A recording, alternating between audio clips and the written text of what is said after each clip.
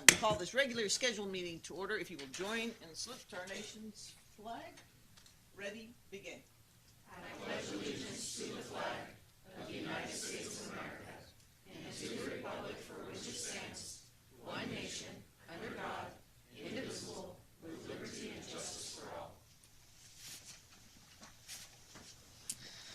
Roll call and declarations of conflicts of interest. Councilmember Abram. Here and none. Councilmember Bixel. Here and none. Vice Mayor Franco. Here and none. Councilmember Moniz. Here and none. Mayor Bublak. Here and none. All right. I think it's being polled. I'm sorry. Maybe I should say it. Mr. Sims, real quickly, is that item going to be on today? Correct.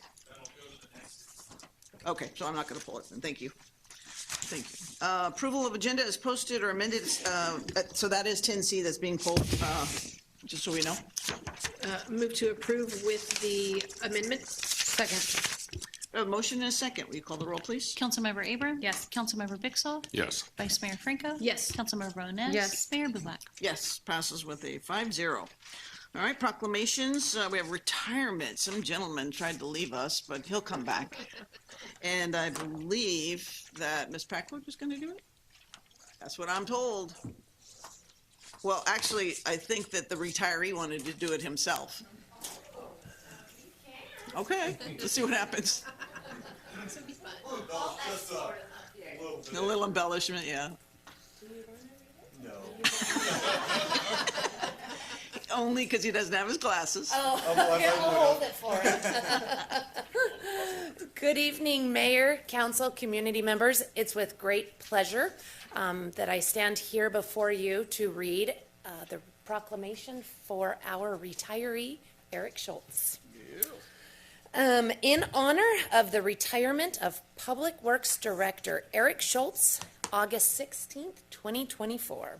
Whereas Public Works Director Eric Schultz started his career as a part-time recreation leader for the city of Turlock in September of 1990 and became a full-time employee as a recreation supervisor in August of 1999. And whereas Public Works Director Eric Schultz was promoted to the position of Parks, Recreation, and Public Facilities Maintenance Superintendent in September of 2011, followed by a promotion to the position of Maintenance Manager in July of 2015, and on November 16th, 2022, was promoted to the Public Works Director, the position from which he retired from the city on October 16th, 2024. And whereas during his tenure with the city of Turlock, Public Works Director Schultz was instrumental in the development of after-school programs, the construction of the first skate park, the Turlock Police Activities League, for which he served as a board member for 25 years, and much, much more.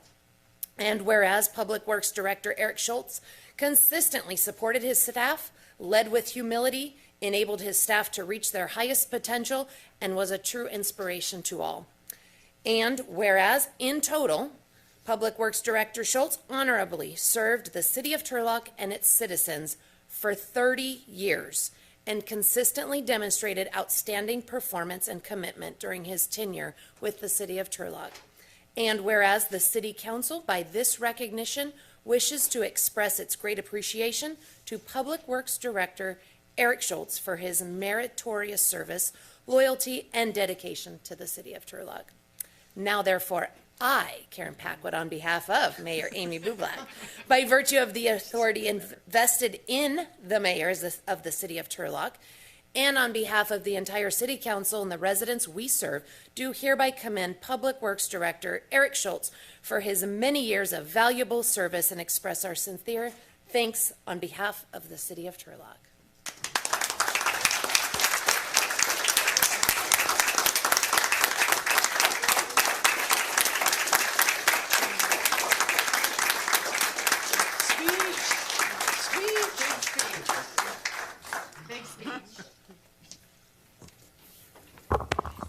Well, thank you, Karen. I have quite a few thank yous to do tonight, so I don't want to sound repetitive, but I want to start with the mayor and council. I want to thank you guys for your support during my time as the director. I know during that time we had a lot of challenging issues that came forward, some difficult staff items, but through your guys' direction, we really laid the foundation and the framework for a lot of things that are moving forward. And I'm very proud of those things. I want to thank you guys for helping with that. And Regan, I want to thank you for believing in me more than I believed in myself. You really pushed me further than I thought I'd be able to go, and I appreciate that. And along the way, you're always there to support me. You had an open door policy. You're always there whenever I need anything, and I can't thank you enough for everything you've done for me, so thank you. To my partners at the table over here, it was a pleasure working with you. In my time at the city, I don't remember working with a more cooperative group of people. We were all in the same boat, rowing the same way at all times. We were always available to each other and always willing to help any department that needed it. And I want to especially thank Isaac. I know you don't want to hear this. But when we became the Public Works Department and we joined a bunch of divisions together, our budget process was very difficult, and I don't think we'd have made it through without Isaac and his staff's help. So thank you and to them for all your guys' work. I definitely appreciate it. And then definitely for the people in the back of the room, people I've worked with, staff that I've worked with. It's odd, the more you promote through your job, the more you realize that you don't really know very much. Early in my career, I was pretty much the expert in my field, and every time I promoted, I was less and less of that. And I was very fortunate every time I promoted to be surrounded by people who were experts in their field and knew their job better than anyone, and were able to lead themselves, help me understand what they were doing and why they were doing it. And all the people who are in the offices, out in the field, pushing a patrol car or a fire truck, they're definitely the backbone of the city, the work that they do. We're very lucky to have them, and I appreciate everything everybody's done for me. Thank you.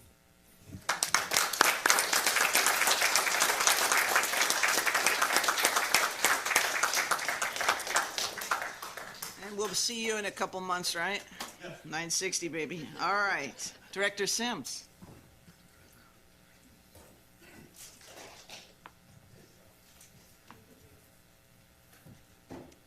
Good evening, Mayor, council members, city staff, and members of the public. At the June 25th, 2024 City Council meeting, council approved a City of Turlock Business Development and Assistance Program that would be operated by Presert Marketing. The businesses eligible to participate in the program must be a Turlock business, have a business license with the City of Turlock, operate out of a commercial location in Turlock, have no more than 50 employees, and not be part of a franchise or corporate chain. Participants in the program will be provided no-cost business workshops, strategic consulting sessions, and grant matching funds. The grant matching element can be used for business website enhancements, website software, Google Ads, and social media ads. With us tonight, providing a program update, we have Mr. David Franson from Presert Marketing.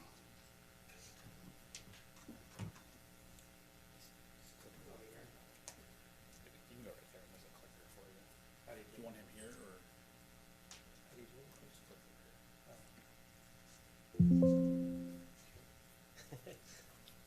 I knew that would happen. Technology's your thing. Oh, yeah, cool, okay. That works. Good evening, Honorable Mayor, City Council members. So we started this Small Business Development and Assistance Program. We have an office open now at 126 West Main Street, if you want to click the next slide. So this is the office right here. Of course, we had to get some stuff ready for it, and there is some preparation to now I'm holding the workshops, by the way. People are stopping in. We do have office hours. The days are not listed because literally it's pretty much every day with me. So I'm trying to be in the office, but I'm sometimes helping people, and then sometimes I'm going on site to businesses. But there's the office hours. I do also have all of my contact information. And so this is what I'm doing right now. This was in accordance with the contract for the first month. There was an outreach campaign just to actually get the business's needs, to let people know about the program. As we were designing it, there were still details to be formed. I did put this up here, though, because there was an article that was put out, and it took a lot of time. It actually took dozens of hours, and it has even stopped some people from signing up. As of right now, I'm still making my way around. It's taken a little bit longer than I thought. But because there was a previous program that people liked, that has nothing to do with me, and I'm still going forward with this. And so I did want to address everyone, though. I do practice what I preach. I try to communicate with everyone.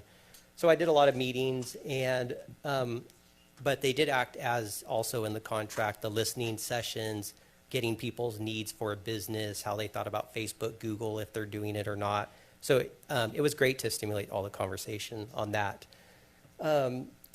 In this, though, I did want to state there are some pain points to this, really, in which I heard that people wanted a past program, Brad card. And there's also been some other stuff that's mentioned about the other programs, but nothing that people really stated they wanted instead of. People are down in business, especially since the heighten of COVID, because there was a lot of money out in the system. Everyone had record years, actually, during COVID. And so they're down from that, but they are down even probably to about the 2019 levels. A lot of businesses are. And then I also heard going through this outreach campaign that you can't afford the marketing services. So there was some stuff that got out because, again, the program was not designed yet with details. But there was some information that got out that the marketing services would be charged for. And so that was a deterrent at the start. So I'm trying to make my ways around. I've gotten most people, I think, that, I can address those. But of course, we're going to continue doing outreach. And then also I heard that it was hard to make the workshop times. That was actually the hardest. I heard from a lot of people state that it would probably be hard to make workshop times, and especially everyone all at once, because I was contracted to do one workshop a week, which differs from the previous programs of one workshop a month. But even those, it's hard to get attendance. So I did switch up to doing 3 workshops a week for the first few weeks to make sure I try to accommodate everyone. So they're essentially turning into group sessions. And we just had our first one this morning, by the way. I don't even know if I'm going according to the slide, but next one, please. So this is some of the general details right now, is that it's for matching funds, grants. That's what we did. It is a little confusing because people hear grants, and usually it's like, okay, so even during COVID, if you want to do payroll, here's your grant to pay that, not matching. So if you spend $500 on Google, the city is also giving you $500 more to spend on Google. So that's the match. So with the website development, it is a one-time grant, though, and that's just because they just have to do their website, hopefully, and that was supposed to be done with that to hopefully get started. The Facebook and Instagram ads and the Google ads is for 3 months, which we pretty much timed it to be from next month, even though some people have started, they're getting the system, but for September, October, and November. And that was supposed to get them up through the holiday season. And holiday season starts early now. I think there's already probably Christmas stuff in Costco or something, I'm sure, Hobby Lobby type stores. So it's already starting as far as marketing goes. So we have it designed to go up to then, and then businesses also said they get really slammed. So even though I believe this is a priority, they're going to switch to in-store, customer service and shopping. And then hopefully they can continue through December as well on their own. And I'm still going to try to help, by the way. So this was the general program, and we did design a funnel. Next slide, please. And so here we did design it to have the in-person workshops. Like I said, now they're 3 a week, not once a week, and an improved from once a month type status. These workshops are supposed to have some education, but also really it's assistance. We really want to help people do their website. If they want to update a page, you can actually do it in person. Some of you have done that with your own websites. And then we want to go over ads management and search engine optimization, just so you know that's coming up in searches organically, like Google. There are a lot of ways to come up even more besides just someone typing in your exact name or business name. You can come up other ways, so we want to do that for free. That gives people more exposure for free. And then social media management, that's more the content creation, the strategies on social media, and then the digital content creation, which there are strategies to making content, but also the tools to make content, and that's even including AI tools, which can help do that. So this is, as the slide says, this is a comprehensive program that's designed to help local small businesses. And again, this market is competitive, not just with the finances and the economy right now, but also in the use of technology and internet. Again, AI is creating a huge gap from whoever uses it and whoever doesn't. And then also that right now is also pretty prevalent with social media and Google Internet. So we're trying to catch everyone up and make sure that we go forward from this enhanced. So this program was designed for up to 100 businesses. And so far, again, Anthony already said the requirements. This right here was because there's always been concern that the internet would put out small businesses, especially going back to the 2005, 2007 era. But I always believe in a hybrid version, so I want to help this subsidize having a brick and mortar location. E-commerce too, people mention a lot, but e-commerce is a whole different beast. To sell like $1 million, you might have to spend, say, $400,000 in ads. Not only is that having the money to do it, but it takes a certain kind of psychology to spend $400,000 on ads for most people. But we can get there, but right now my focus is being able to help them reach people, their customers find them, and them target market customers, and really support having a storefront instead of us having vacancies and possibly losing jobs. And this, again, I have promoted this, and I'm very thankful and letting everyone know this program is actually provided by the city of Turlock, and it's funded with ARPA funds.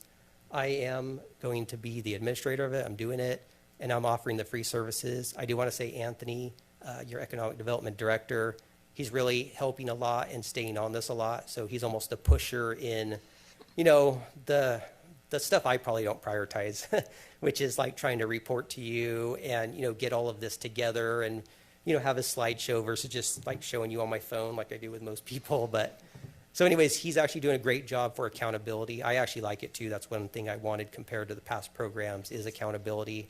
And so that you guys know as well. Next slide, please.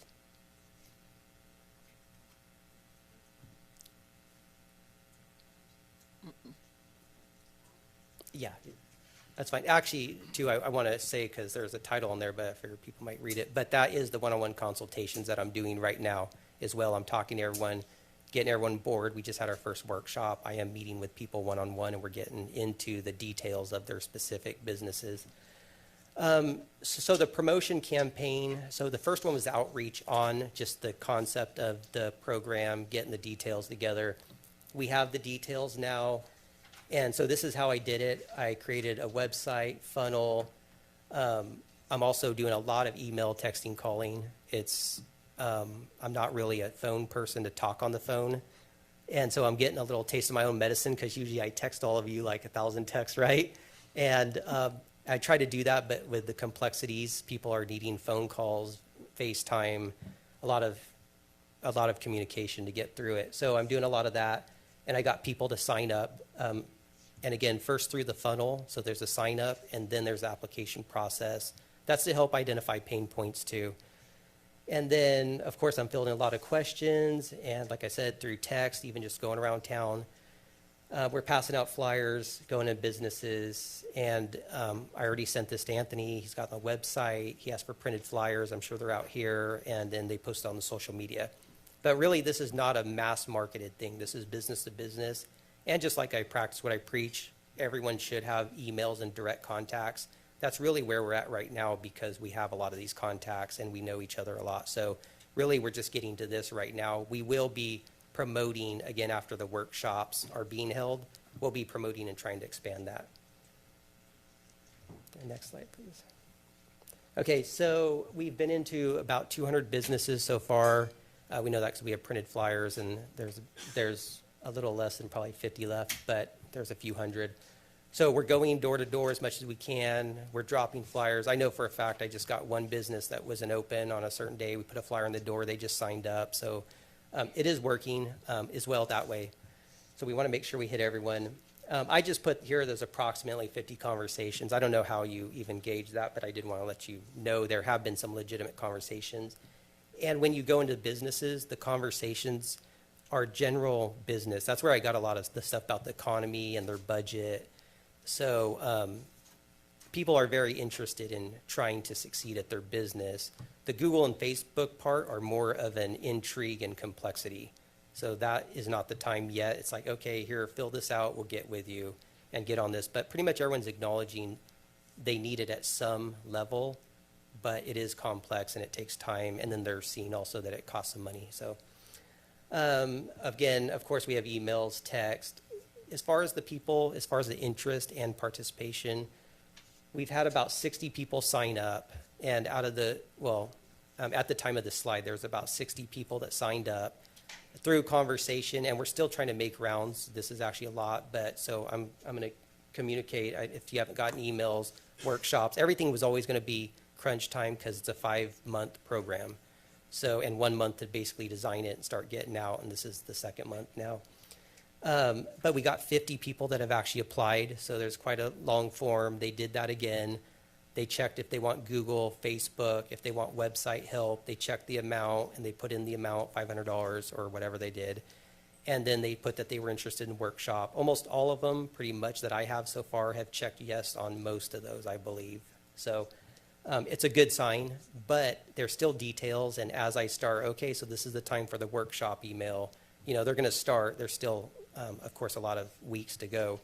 But people start getting to the spending part and the details. And are the workshops mandatory? You know, do I have to spend money out of pocket? And so that's where we're at right now. But people are definitely interested. I believe now we have 20 in the sign-up queue, maybe 25, I think, or well, 27 exactly in the sign-up queue. So they're coming on board every single day. So that's, you know, we're still going. And then, of course, we've already had some examples. Actually, the guy shown, you know, he lost his website. The hosting files were gone. We got him up a website in a few days. He had a contact form. We changed it to a book now button, and he got 4 new patients. So that was a good thing. So we're already helping people, whoever's in the loop, and now I'm starting to give everyone my personal number, and everyone can get this. There's a lot of small things that really add up.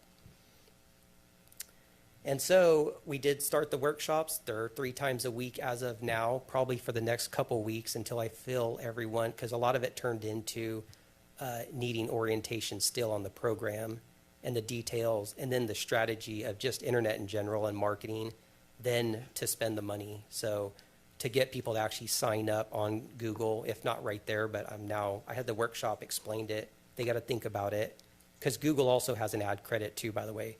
So they're trying to think how much they want to go in up front if they can afford it. And then I'm going to do follow-ups probably of most of them. And then we're signing up for Facebook ads.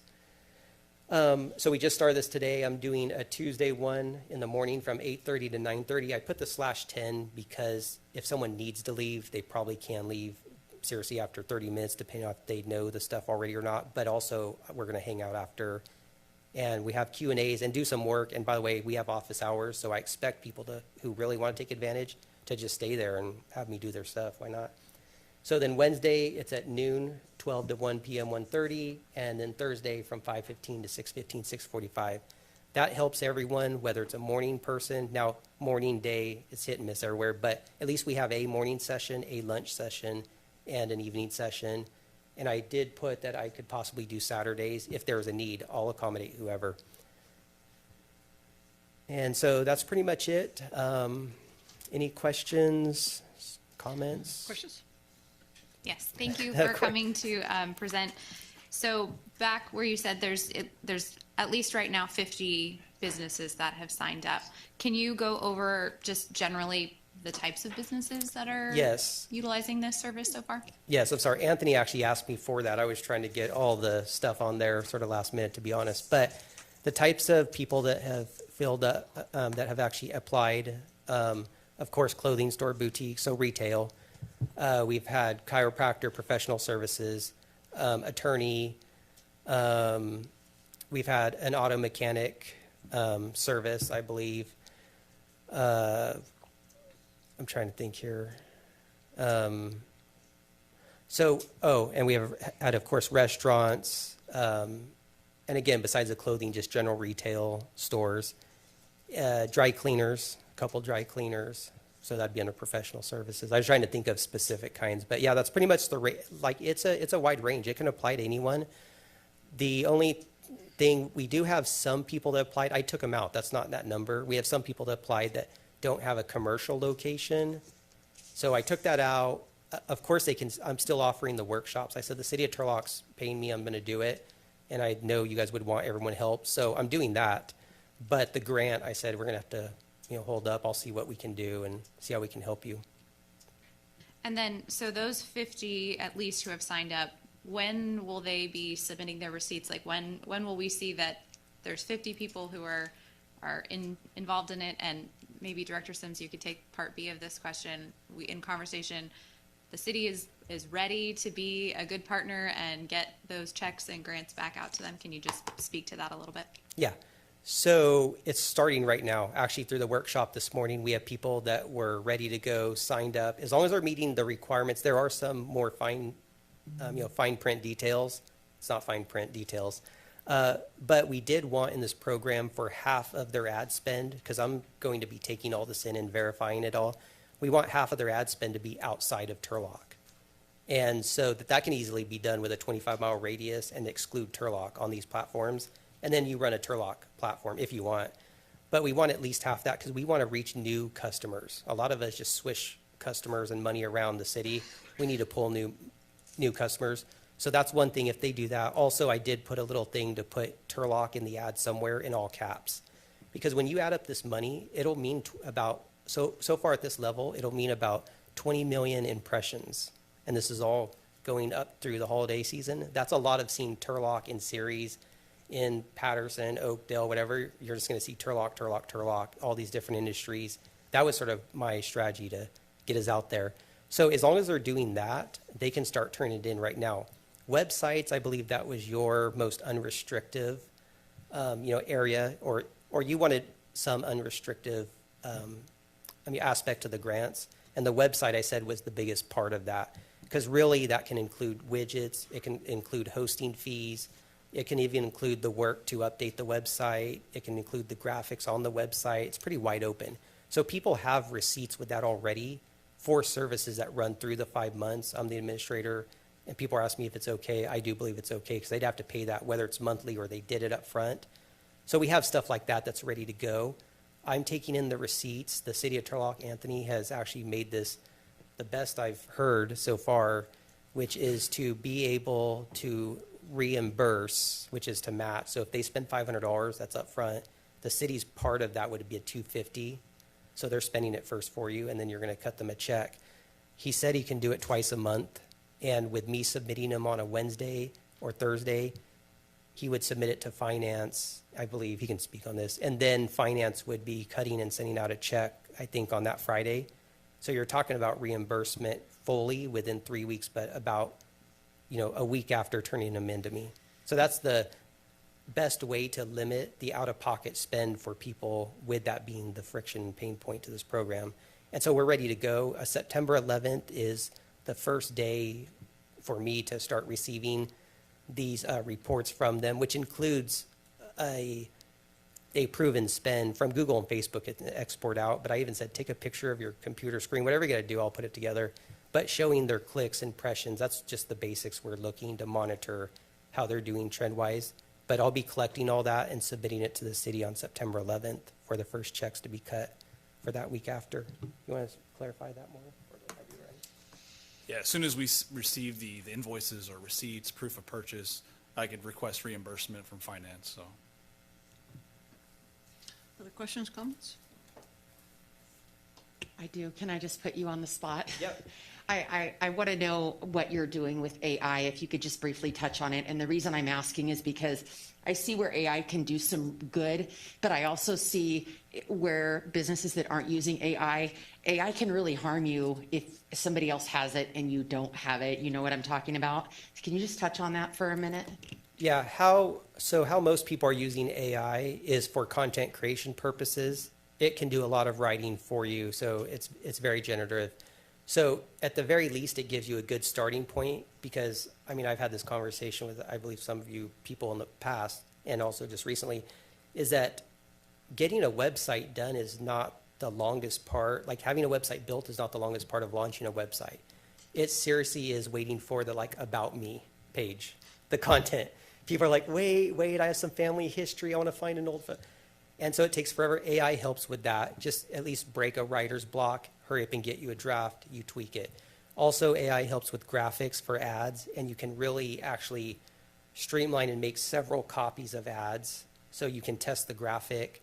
AI also helps with video. You can put in a video. It'll find the more viral type clips. It goes by, sentiment, also movement. So if you use your hands like this, like mind blown, it will pull all that out of a 2-minute video and make a bunch of clips for you, put the captions on it, that helps you achieve what I believe everyone should be posting at least once a day. So that's what AI really helps with. And the people not using that, obviously, that's gonna be a lot, and they're gonna hire people to do that, to hire people to make a graphic now these days. Yeah, it's a lot of money, and it's still needed for some things, but for some things, no, you can take a picture of this right here, and I can make the background disappear, and it can put 20 different backgrounds behind it. So that's how I think most people are using AI for content creation, writing. There is some AI, but and I believe maybe city governments are talking about it right now, is to use it for your chat bots. That one's a little, in my opinion, it's a little scary because people can sort of hack it to say something, screenshot it and say, your company said this. So, I mean, you wouldn't have thought about that. Ironically, the live chats were a little bit safer to use that, say 4 or 5 years ago. But now that everyone knows and everyone's doing it to Coca-Cola, and getting something out of it, getting a bad response, that's a little bit dangerous. So for the city of Turlock too, I'd caution on that one. Thank you. It sounds like you know your craft. I will Yeah. say I was a little concerned diverting the rad card funds after the rad card failure, but it sounds like we have a grip on it and this is actually going to work. So it's great. Thank you. Yeah, you're welcome. Thanks. Anyone Any else? other questions? Thank you. Thanks. Okay. No, I don't see him. I would like to nominate Brent Bollender to the Parks, Arts, and Recreation Commission. So moved. Second. Third. We have a lot of motions and seconds. Will you call the roll? Councilmember Abram? Yes. Councilmember Pixel? Yes. Vice Mayor Franco? Yes. Councilmember Moniz? Yes. Mayor Bublak? Yes, passes 5-0. Welcome back, Brent. All right, public participation. It's time set aside for the members of the public to address us on items within the subject matter jurisdiction of the city council. And you'll have 3 minutes, and we will start with our library. Ms. Mendoza. Oh, geez, Louise.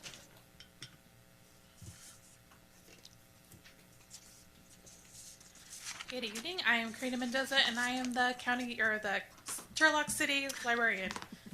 Getting way ahead of myself for a billion years. Okay. My brain is basically fried after summer reading. We survived it. It was amazing. We were busy the whole entire summer up until the very end. We got about a week and a half break, and now we're getting all the school kid after school programs type stuff.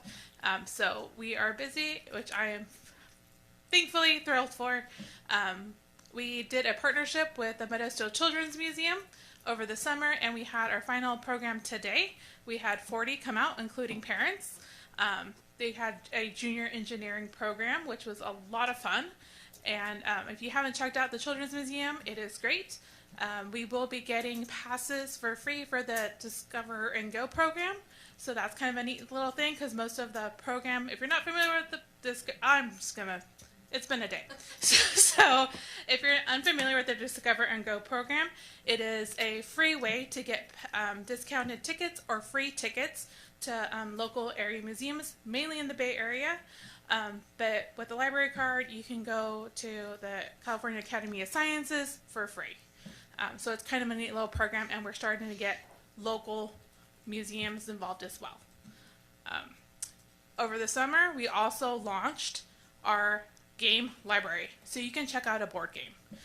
So if there is games that you want to try before you buy, or you just want to have a family game night, we have you covered. You can request them through our catalog, or you can come in person and we can request them for you.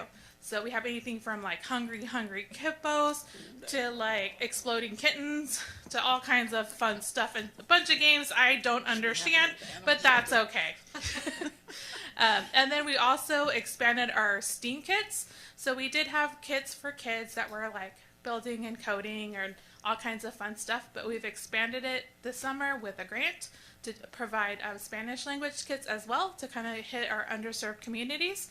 And then we also got some for teens and adults, which I'm very excited about. So if you're interested in astronomy, you can check out a telescope. If you want to learn about rock collecting, we have a rock kit, or anything from like leather working, we have a kit for that. You can make your own little bookmark.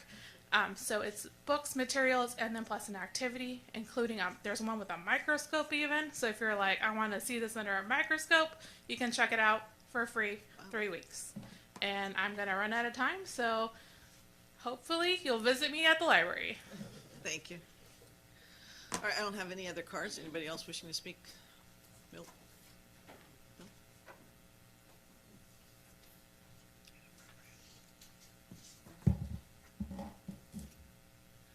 Good evening, Milt Treeweiler. Tonight I want to talk about Measure A, and I'm going to start with an excerpt that I used 4 years ago. Charting the future of Turlock, Measure A is the only thing that will save our city. It will provide a revenue flow that will keep Turlock a city for the people. Measure A is equitable. It's not a burden on people with low incomes or people with fixed incomes. It's not a burden on people with high incomes. It is a thoughtful way of carrying way to keep our special city of Turlock #1 in the valley. All other forms of revenue are simply not equitable, like utility taxes and property taxes. Measure A will not drive people out of their homes, like utility taxes and property taxes can do. That was 2020. So now, today, I understand the importance of passing this measure and was appointed to a special city committee to formulate it and get it ready for a vote for the council or by the council. It had to be approved before the cutoff date to get it on the ballot, just like we had measures come up here recently. I met with another Turlock City resident and we formed the Citizens Committee for Measure A. Getting it on the ballot was the first challenge. The second challenge was getting it passed by the voters. I considered getting Measure A passed as my greatest contribution to the city of Turlock. This measure is what just gave our police department employees a big raise, and now it's time to give our firefighters a big raise. Measure A, along with Measure L, is the reason we have the money to do road repairs in our city of Turlock. I'm very proud of getting Measure A passed in our city. It has made Turlock a better place for all of our residents. Let's look at the flyer now. We just had a flyer passed out. This is the flyer that my co-chair and I made up.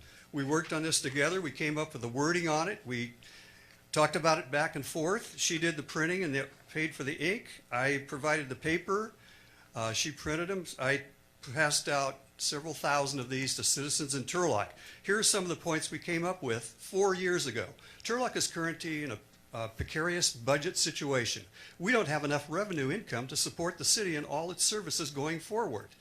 Another point, Measure A is a 3/4 cent sales tax. All the revenue will go to the city of Turlock and not to the state or the county, but only to the city of Turlock. A third point, some estimated 450,000 annual out-of-town visitors and shoppers will contribute toward the revenue with their purchases, not only the Turlock residents. We were showing how beneficial this was going to be. And as we know from Isaac, it's actually producing more money than we even dreamed of. It's a fantastic thing. I also have part of a ballot. Oh, time went pretty fast that time. Good. Thank you. Ron?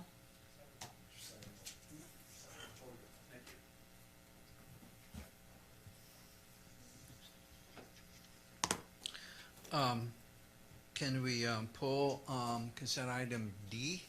D, David? As in dog, David. Okay, all right. And H as in Henry. And just to be clear, I really don't have any questions or issues about H. I fully support that, but there's a lot of information in the staff report that I think the public doesn't know about that it would be good if the public knew. So I kind of am asking to put the lieutenant on the spot and tell us about that. So, okay, We'll see what happens. thank you.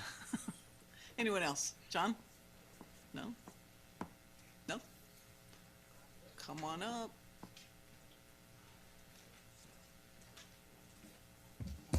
Uh-oh. Hey, don't be breaking. All right, good evening, Turlock City Council, residents of Turlock, Justin Farkas representing the office of Assemblyman Juan Alanis. Come by to let you know some of the happenings up in Sacramento right now. It is crunch week. It is our final week of session for the remainder of the year, and we're getting a lot done. There's a lot to get done. Assemblyman Alanis and all of his colleagues are listening to hundreds, close to over 1,000 bills within the between last week and this week. Not too much got done last week. There was a convention happening in Chicago, and a lot of our legislators were up there celebrating other things. So, nonetheless, in that time, we've managed to have 3 bills signed so far by the governor. Really exciting stuff, dealing with issues from opiate antagonist distribution to retail theft, and kind of coalescing further around the organized retail theft task force provided by CHP. We still have 4 bills pending in the legislature, waiting for their final votes. None of our bills have received a single no vote yet, so we are hopeful that those will make it to the governor. But if they don't, we do have 4 more sitting on his desk, dealing with things like personal financial literacy for students in grades 7 through 12, and many other issues like distributing avocados for needy families and things like that. Excess avocado imports and growing in the state of California. So that's what we've been up to. We are excited to finish this session strong and head into the next one. Thank you. Anyone else? Okay. No guacamole up here. All right, we'll close public comment. Move on to the consent calendar. As requested, we have D. David and H. Henry pulled. Are there any other items of request? No. If not, Move to approve with items H and D pulled. Second? we have a motion and a second. Will you call the roll, please? Councilmember Abram? Yes. Councilmember Bixel? Yes. Vice Mayor Franco? Yes. Councilmember Moniz? Mayor Bublak? Yes, it passes 5-0. I'm sorry. I had closed it. Did you have something? Yeah, I'm sorry, I did. Oh, come on up. Let's do it. I'm opening it for you. That's all right. My name's Diane, I'm just here on behalf of the Senior Center. I've been in Turlock for just a couple of years, and I really enjoy there and like working with the people. My only concern is they had stated that the roof was gonna be replaced and stuff, and then I found out, and I don't have this in writing, that that money they are gonna use for that is being allocated for something else. My concern is, I think it was last year you came in, I was playing pool, and I brought you into one of the sections to show you where the ceilings and stuff were falling down and everything. And I know that this is owned by the city, but I'm more concerned about somebody getting hurt. And if that doesn't get fixed, then, you know, something can happen to someone. And that room is used all the time. So I just wanted to, you know, find out if this is gonna continue, or if they at least try to maybe fix the ceiling, because the rains, the city's not mopping up the water, we're mopping up the water when it rains. And it's just drenched in there, and it's not just puddles, we have buckets everywhere and stuff, and they will overflow, so that's pretty much my concern. Director Fisher, are you the guy to send her to whoever? I'm sorry? I'm pointing to, can you have an offline conversation with him, ma'am? The gentleman at the very far back there? Thank you so much. Thank you. All right. Last call, public comment. All right, close it again, final, and moving on to item D, David, on the consent. And we didn't take the vote? Yeah, we did. Yeah, we did. Yep, and then I went back. Hi. Hello. Okay. Good evening, Mayor and Council. Before you this evening is a request from transit staff for the purchase of 4 zero-emission vans for use with Turlock Transit's on-demand service. These battery electric vehicles from Ford start as basic cargo vans, so there's no seat, side paneling, anything. Think of like an empty plumber's van or something, right? And then they're upfitted by a company called DriveErge with all the elements necessary for transit service. So that includes the interior paneling and insulation, a floor track system for the seats, along with the seats themselves, a roof-mounted HVAC system, what's called a shift and step ADA deployable ramp system. So it's actually a really innovative ramp that tucks up inside the van and slides along. It stows on the inside and then gets deployed when we need to side load individuals in a wheelchair. Camera system, video recorder, and an auxiliary power system in addition to what comes with the power system from Ford. So it's got a lot of additional things that are added to it. So the standard configuration, as shown in the attachment, it's got 5 passenger seats and 1 spot for ADA wheelchair securement.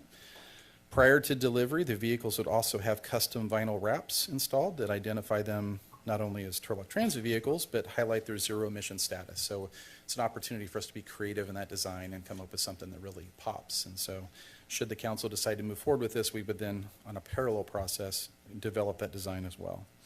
The proposed purchase would be made under a cooperative purchase agreement that's been solicited and competitively awarded by CalAct and the Morongo Basin Transit Authority.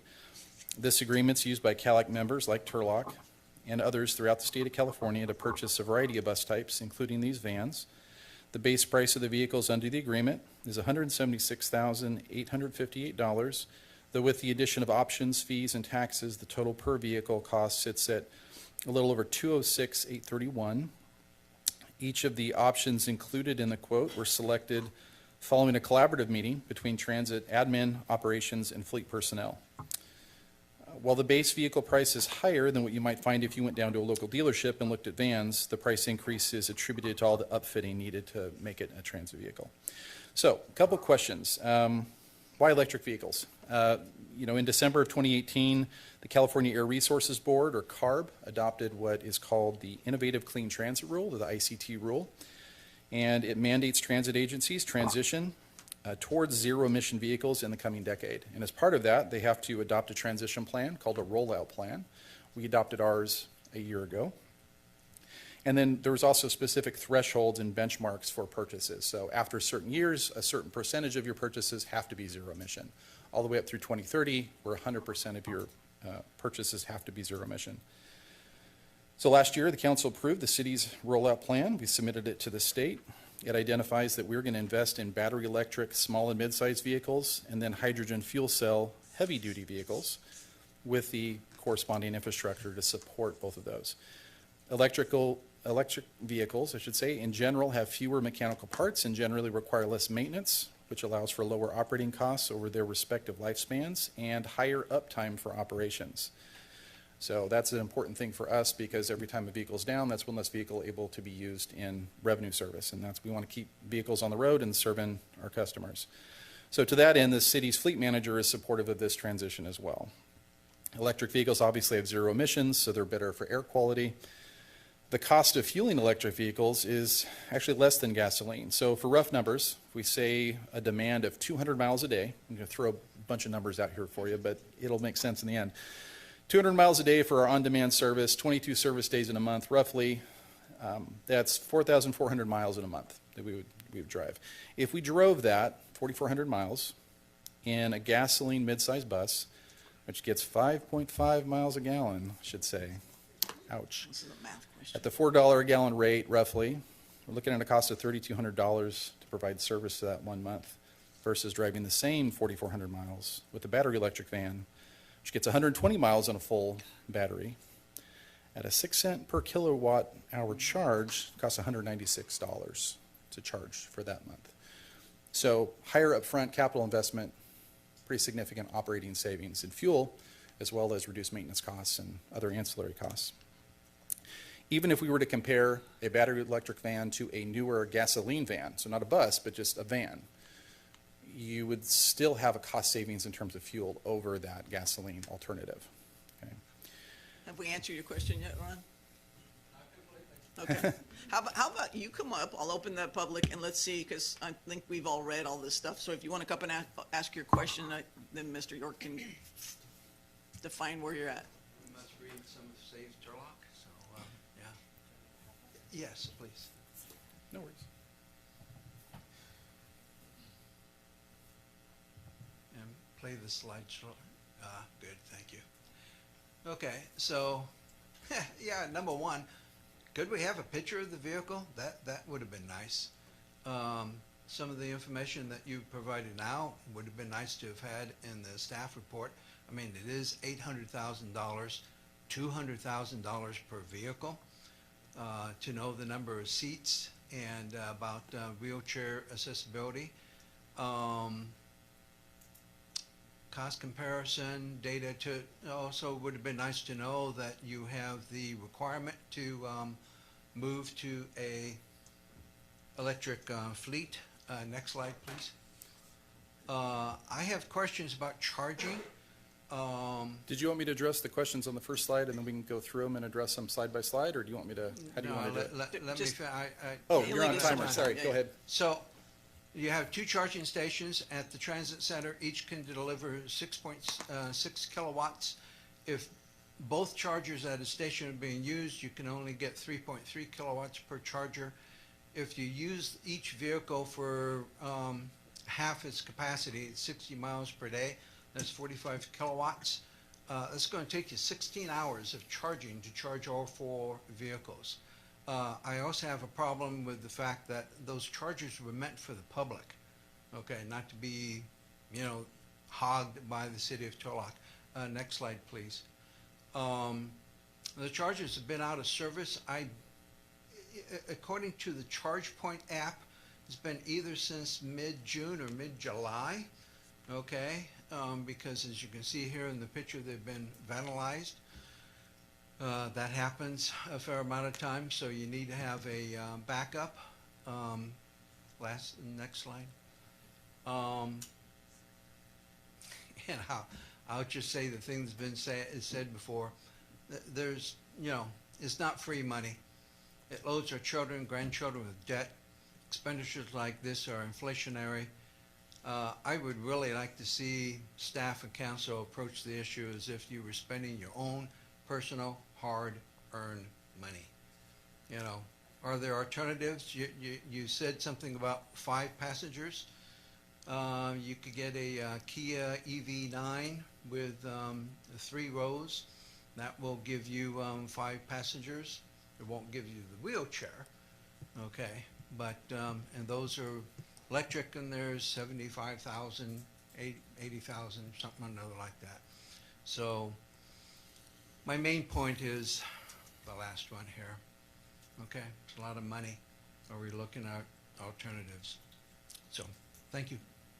Anyone else? Milt?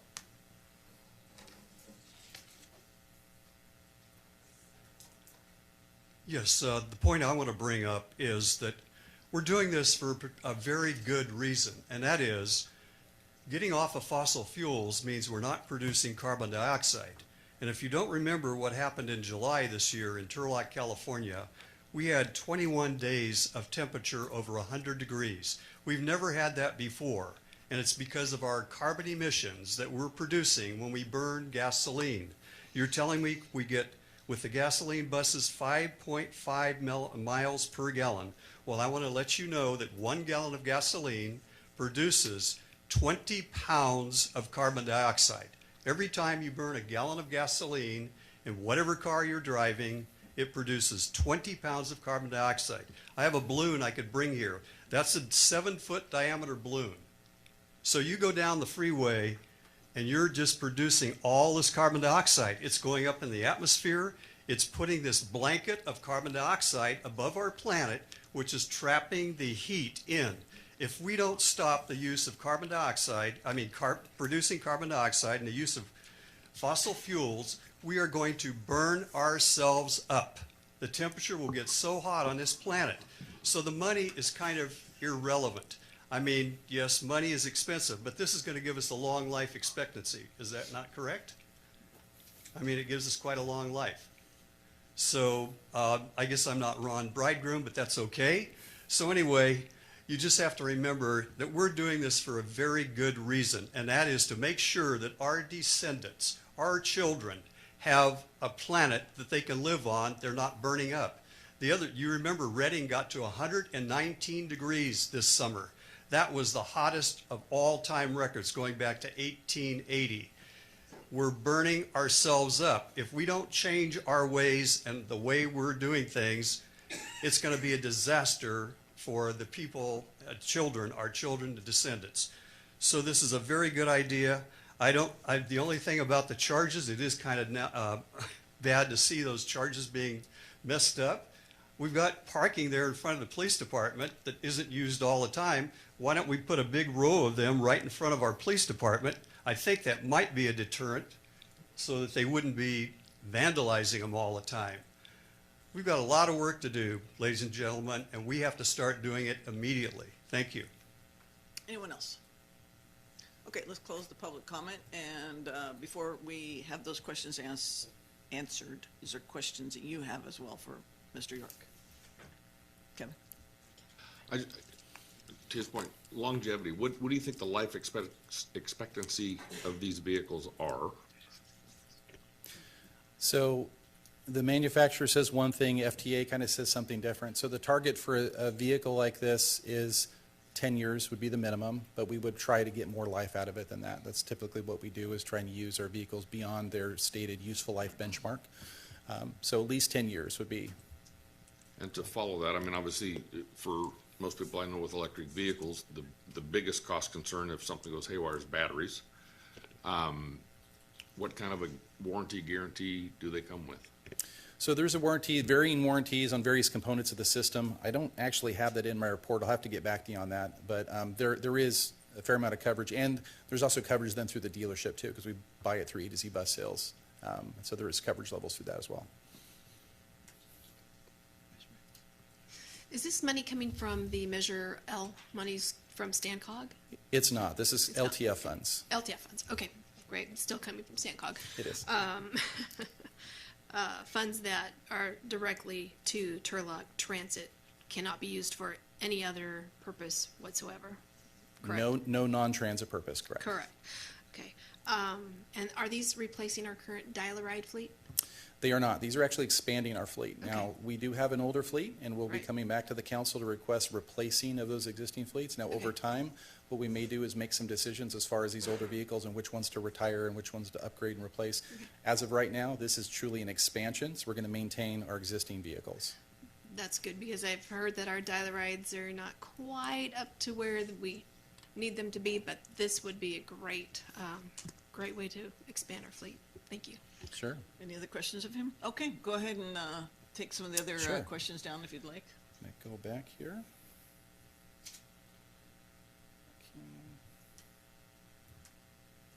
Sorry, what am I doing here?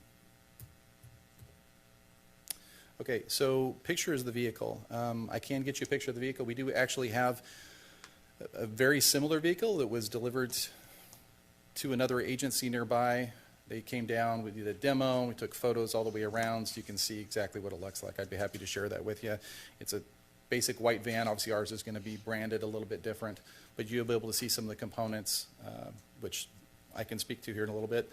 Number of seats, 5 fixed seats, but again, it's a track system, so if we want to add additional seats, we can maybe take seats from over here and put it in this vehicle. We have that ability to do so, but what we did is we looked at our typical trips, and on demand, it's very unlikely for us to go above 5 people at any given time actively on the ride. So we'll be picking people up, dropping people off, picking more people up. And so we typically don't go above that 5. So that's why this vehicle is a really good balance between, it's a small enough vehicle with a high floor clearance.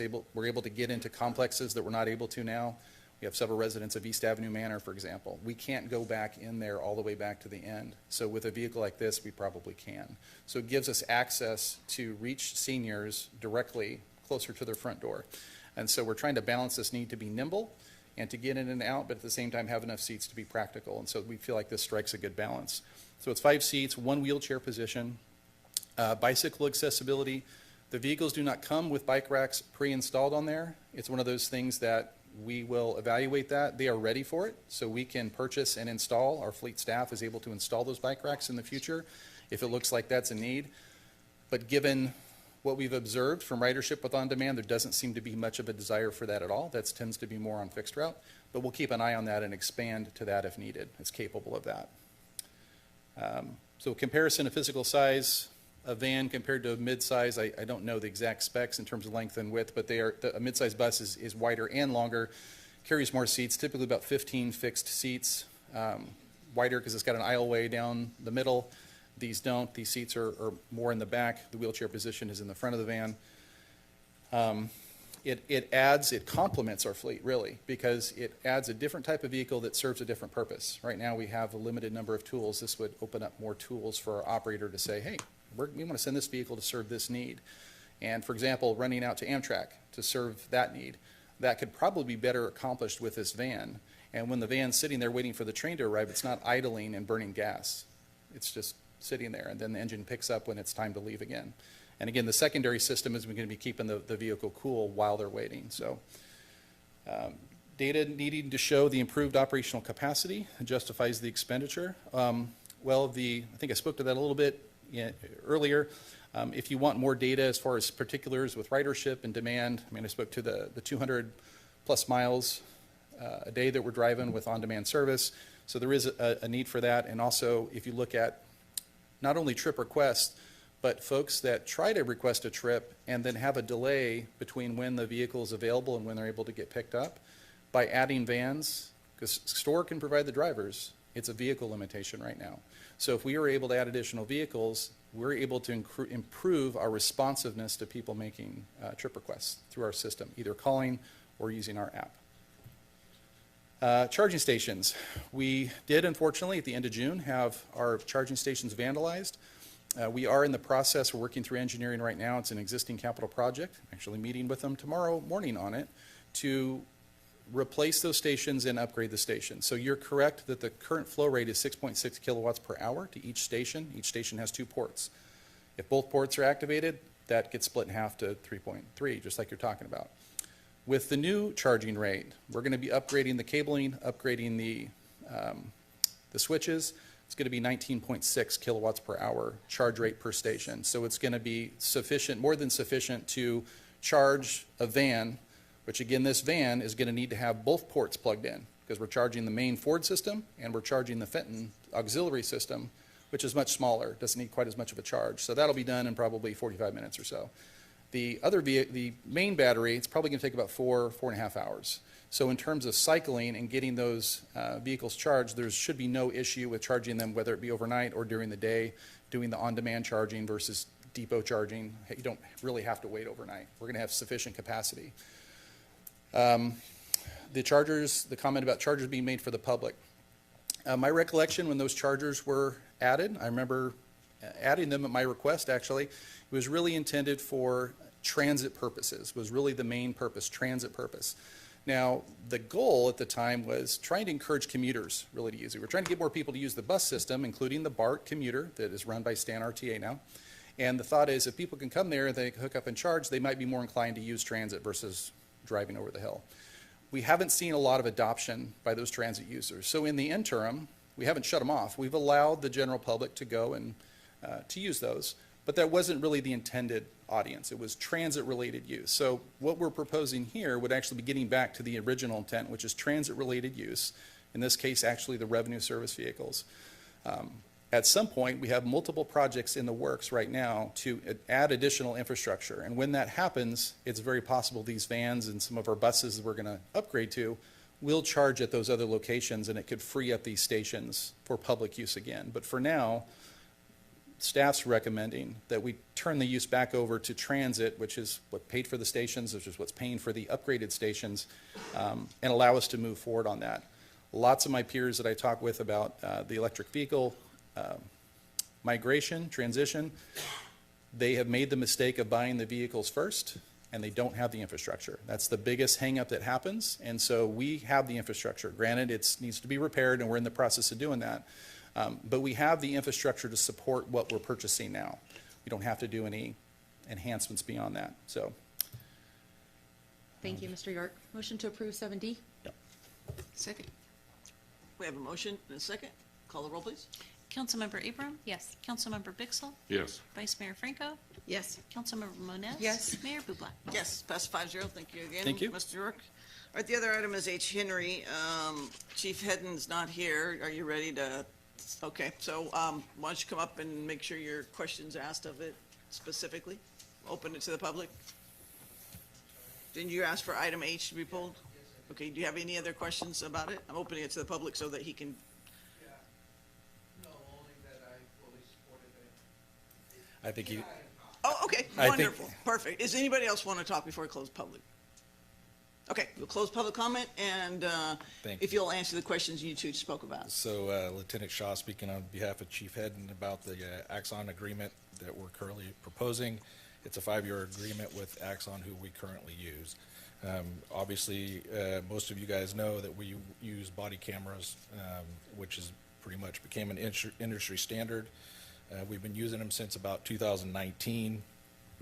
It helps and pays huge dividends within the department on numerous levels. Obviously, it helps us document evidence. It keeps our officers safe from addressing complaints. It gives us an unbiased view of what transpired. We're not taking an officer's point of view or the complainant. It helps our officers review their body camera to accurately write reports for prosecution. During stressful situations, sometimes our recollection isn't as good as obviously video.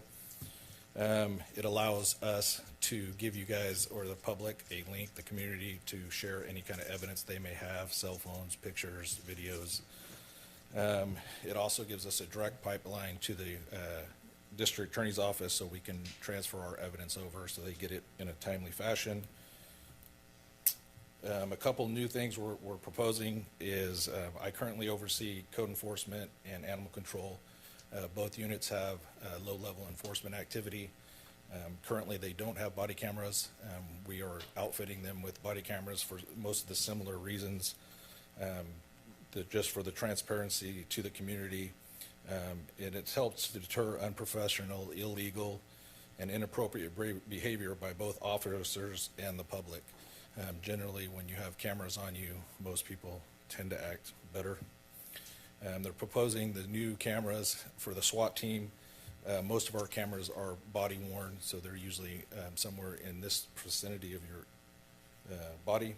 The SWAT team is going to go to a helmet worn camera that gives you a much better perspective of what they're actually seeing. A lot of times when you're utilizing any kind of weapon platform, the camera view gets cut off, so a head view would be better for a SWAT team.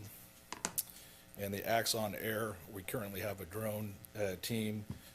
Right now, that's not actually captured through Axon. Axon Air would allow a software to get that drone footage directly into our evidence and allow our staff to essentially view the footage on their cell phones, and it would just, for command and control of any incident, it'd be beneficial for the incident commander to have that real-time footage. Questions for Lieutenant? Comments? Motion? Motion to approve. Second? We have a motion and a second. Call the roll, please. Councilmember Abram? Yes. Councilmember Bixel? Yes. Vice Mayor Franco? Yes. Councilmember Moniz? Yes. Mayor Bublak? Yes, passes 5-0. Thank you, Lieutenant. There are no final readings, public hearings. We have our first introduction ordinance. Mr. Petulakis. Before you, Mayor and members of the council, is a revocation and replacement of Chapter 520 and Title 5 of the Municipal Code. This is about camping in the city and is largely in response to the United States Supreme Court case of City of Grants Pass v. Johnson, which I say was recent. Actually, it was in June, and it's August, so fairly recent. While we were evaluating the case, a Fresno ordinance that was recently passed at the end of July came to the attention of the Turlock Police Department, and that became the basis of our revision. And so that's what is before you.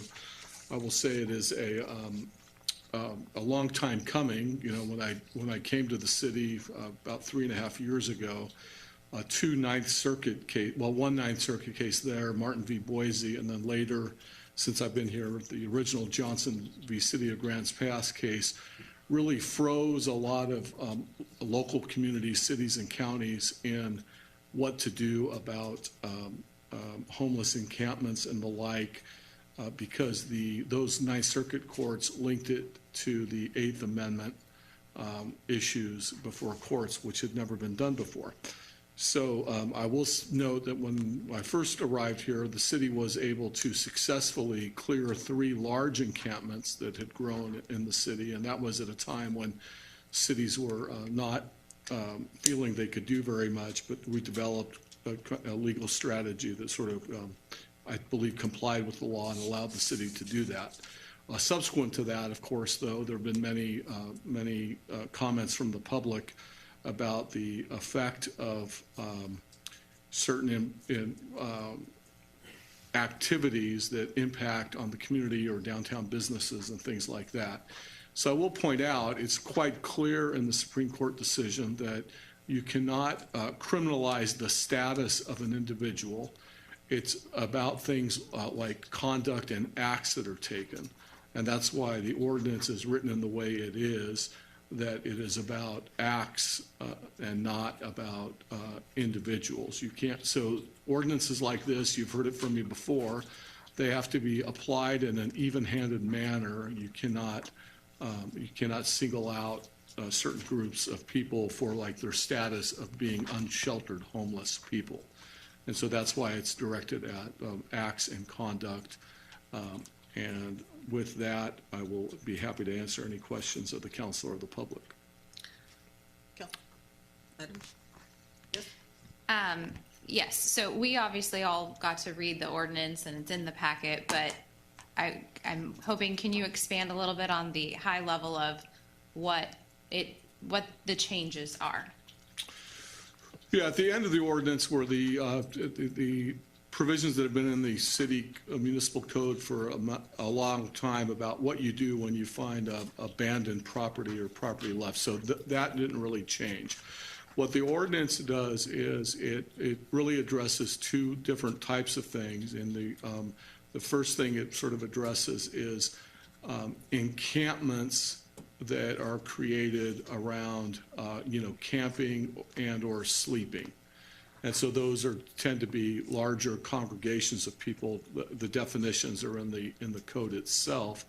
And then the second prohibitions are about acts that are, again, involve camping, sleeping, lying, or sitting. And those are basically prohibited on public property and sometimes on private property. There are exceptions in there that, that if you're camping out at a home with the permission of people, that isn't covered. But I will say it is a quite robust approach, in terms of returning local control to the cities. And I think it follows the court's idea that what they objected to in the Ninth Circuit, the Supreme Court, Justice Gorsuch, was the Ninth Circuit trying to adopt a one-size-fits-all approach. He embraced our federal system and said, listen, we're better off having communities across the country test different things to see what works. So it's not like carte blanche,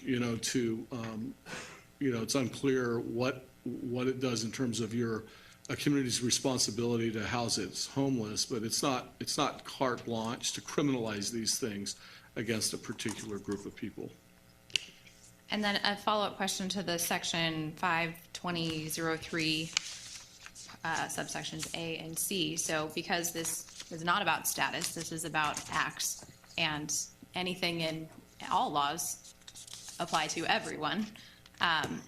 The prohibition against sitting, lying, sleeping, or camping at a public place, and then certain sensitive uses like parks and libraries. So, people would, how this is written, be in violation for sitting under a shade tree, sitting on a bench in front of the library, having a picnic in a park, all of those, I would consider normal behaviors in public space as well, correct?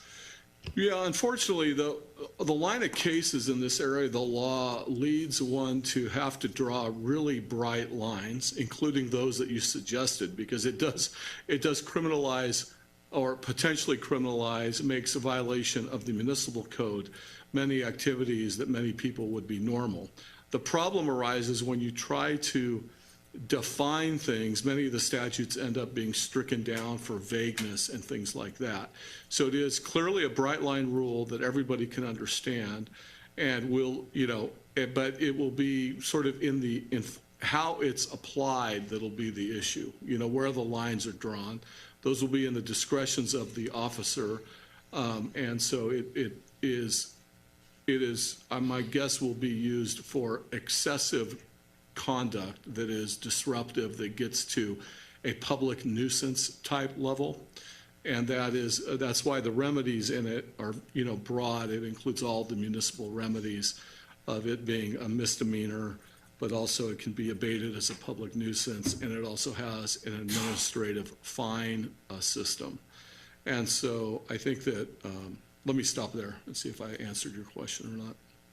You did, and we talked before about it's a very bright line, right? And can you share with us, is there any in between absolutely no sitting anywhere and not having this in the code at all? Is there,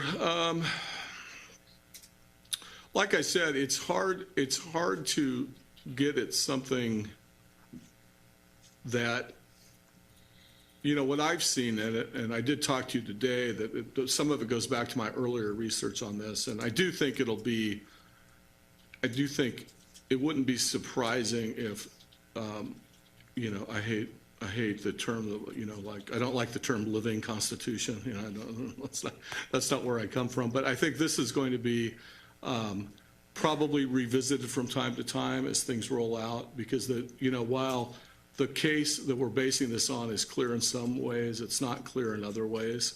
And so it is, I would say, difficult to draw those lines unless they are very bright. So I think the decision before the council tonight would be, if you want to take out, there's basically 4 activities discussed. If you want to take out any of them, that would be what I would be comfortable with tonight, instead of trying to fiddle with it or anything, in the 4 different categories. And just one final question on, you're saying the enforcement's all going to come down to the more nuisance type, behaviors of this.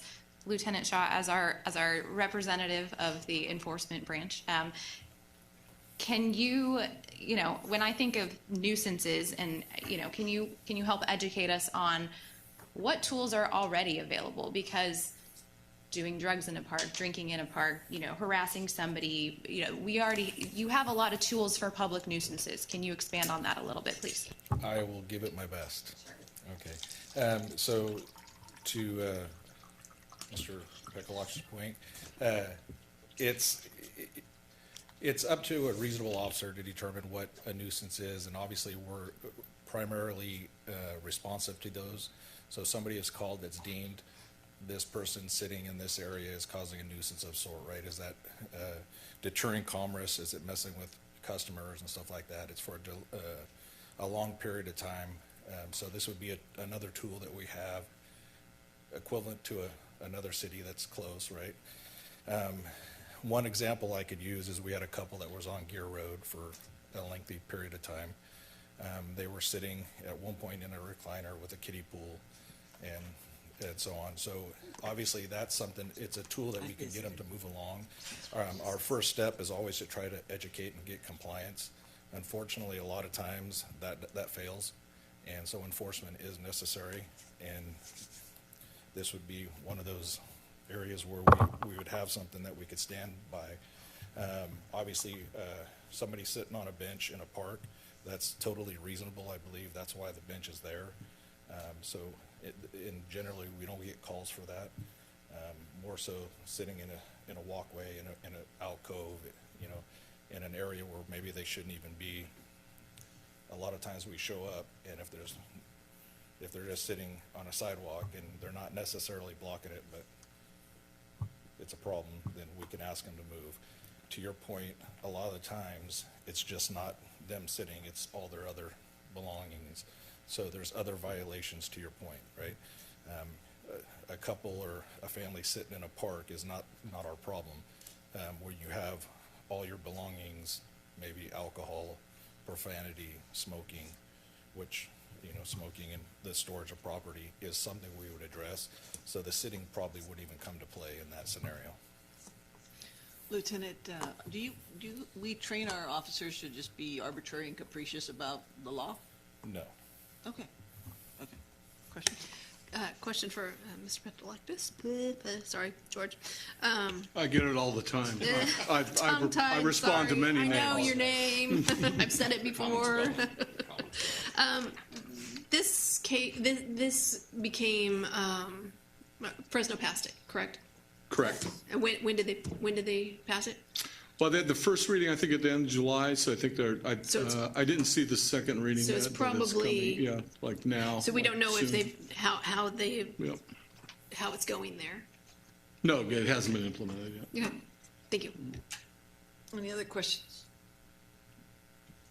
Well, I guess what you talked about maybe not comfortable with everything that's in it. You know, I don't know that we want to criminalize grandma sitting in a chair at a picnic asleep. And again, that goes to the officer's discretion, and that's typically not bothering anybody. But you know, the guy that's 40 feet away from him sitting under, or her sitting under a tree sleeping. I mean, I could see where there may be some issues for some explanation. I concede that there can be. I mean, speed limits are definite, right? So if you're going 25 and you're going 27, potentially we could stop you and cite you. Generally, we don't. So we use discretion in almost everything we do. We're trying to look at the intent of the municipal code and what kind of behavior we're trying to deter. And obviously that's expressed. Yeah. And it is interesting because I just guess obviously, I think it's obvious. I got some questions about this before the meeting from the public and the council members. And so, you know, lawyers were great for hypotheticals and line drawing, right? And so I think that when you think about this, I think the examples given are exactly what you think about, you know, a mother or a grandmother at a park, or there's a picnic. And so what would be incumbent upon the city and the department is you can't treat people kind of engaged in the similar conduct differently, right? So, you know, so that's what's interesting. But there are a lot of cases where, you know, this clearly, at least the city attorney has heard loud and clear at some of those community meetings we had and things about the impacts on the community of this problem of improper acts in improper places. So again, even when I was explaining it today, I realized my mind went immediately to the parks. But if you think about other situations where some of this conduct, you're not going to have, how do I want to put it? I want to put it very carefully. There's certain conduct that this will allow the department to do something about that really are very intrusive on downtown businesses and things like that, that just clearly, I think most people would agree should be uniformly enforced. So while it is written in bright lines and very broad, you know, I think you have to think of the different instances that it might come up and how then the officers will exercise their discretion. Okay, let's open it to the public. John? Then Ron? I read about the report. I followed the Supreme Court and everything. And to me, all it means is that you guys can move somebody from one place, tell them to move along, write them a ticket, or put them in misdemeanor. But again, unless the police or the prosecutor is going to do that, it's just going to be musical chairs. Yeah, I realize it's a tool, and you can move people along and everything else like that. But I just don't think all it does is it gives you a little bit more power to move people along, move people out, and everything like that. But my question to the attorney, is it going to change the $24 billion that this state spent from 2018 to 2022 on homelessness and having absolutely no accountability or any results? Is it going to change that? That's all I want to know. Ron?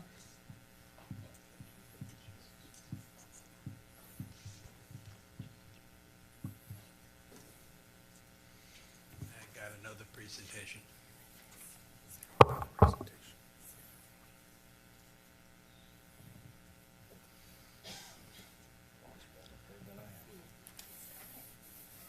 Okay, so I put together some pictures of some typical things we see around town and trying to get some answers of whether this ordinance will impact those. Next slide, please. Okay, so especially in July of this year, we started to see a lot of day camping in our parks. So those are public parks. Next slide. Okay, talking about Gare Road, especially around the Walmart grocery store on both sides there, both Minnesota and Tuolumne. You see people just hanging out there, you know, all day long, okay? And also in the Burger King, behind the Burger King and was it 7-Eleven? And also I've seen in the McDonald's parking lot there. Now that's private property, okay? So will this ordinance have any impact about that? Next slide, please. That's a very sad picture. This is again public, a sidewalk in front of a business. Next slide.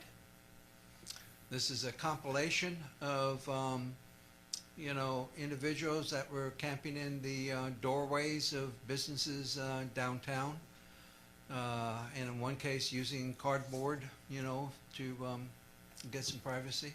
Next slide, please.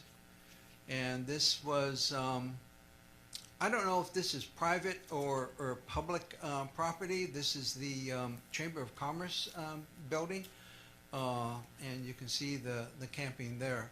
So I kind of have questions. I know the public is going to be asking, and they've asked me, and I don't know really what the answers are.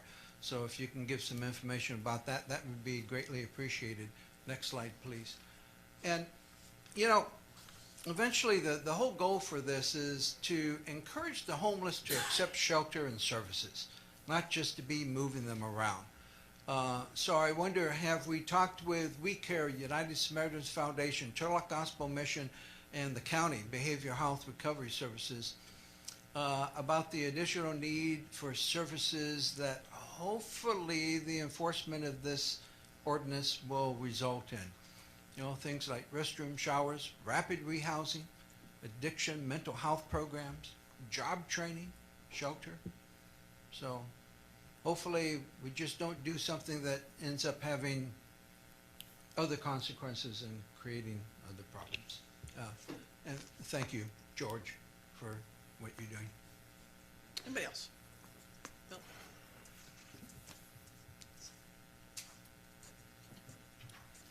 The city of Fresno is just one example of what can be done. There are other cities in the state of California that are doing entirely different things. They're actually putting in housing, tiny houses, so these people have places to go. I just totally don't understand this city, at least the three main voters in this city council. They have no empathy or no concern about people who have issues. We have people who have cancer. We were concerned about that. These people have mental illnesses. This isn't a choice. This was not their choice. They didn't want to be mentally ill. And we are still treating them inhumanely. I've been going to a lot of my local churches right here in the district I live in, just close to my home. There are churches around there. And I've met these homeless people. They're coming to church services. They're very nice people. They are not, you know, not all of them. I'm not making a generalization that all of them are this way, but many of them are very nice people. I'm going to remind you that Mr. Wilson gave this council an option for housing right out here on the west side. It was a perfect location for housing, and I thank Mr. Wilson for that. And this council, with a 3-2 vote, turned that down. This would have given people a place to go. We're not even thinking about the people themselves. This is cruel and unusual punishment. Sitting on a lawn, I'm going to ask a question. We have people sitting on the lawn here next to our parking lot. I see no harm with that. It's not hurting anything. So are they going to be moved just because they're there? We had a navigation center here that was closed by a 3-2 vote. The same thing. We were doing something for the people and they weren't accepted. I'm going to read from a book that my mother had, and it's actually Matthew 25, the final judgment. When the Son of Man comes as a king and all the angels with him, he will sit on a royal throne, and the people of all nations will be gathered before him. Then he will divide them into two groups, just as the shepherd separates the sheep from the goats. He will put the righteous people on the right and the others on the left. Then the king will say to the people on the right, "Come, you are the blessed by my Father. come and possess the kingdom which has been prepared for you ever since the creation of the world. I was hungry, and you fed me, thirsty, and you gave me drink. I was a stranger, and you received me in your homes, naked, and you clothed me. I was sick, and you took care of me, in prison, and you visited me. The righteous will then answer him, when, Lord, did we see you hungry and feed you, thirsty and give you drink? When did we see you a stranger and welcome you into our homes, and naked and clothe you? When did we ever see you sick and in prison and visit you? The king replied, I tell you this, whenever you did for the one of the least of important of these brothers, you did for me. That's the way we need to start treating our homeless people, and not treating them inhumanely. Anyone else? Yeah.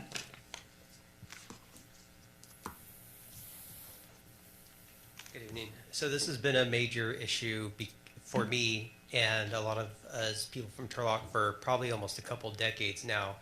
And that, I think, is important to realize, because it's not just like someone coming in here and dealing with something for a couple weeks or a couple months or a couple years.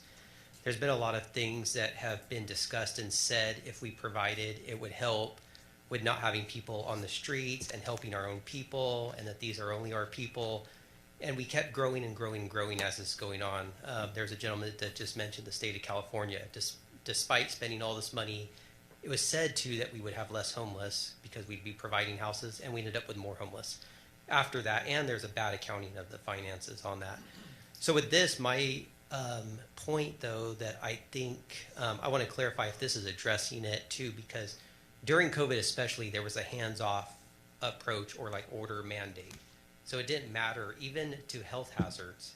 And this is what people talk about a lot when it comes to the homeless people or transients. And some of them are just straight criminals. Like they literally have a house they go to and even do drugs, like some of these people. And by the way, these are all not the same people. These are different categories of people that are out on the street, sleeping on the street.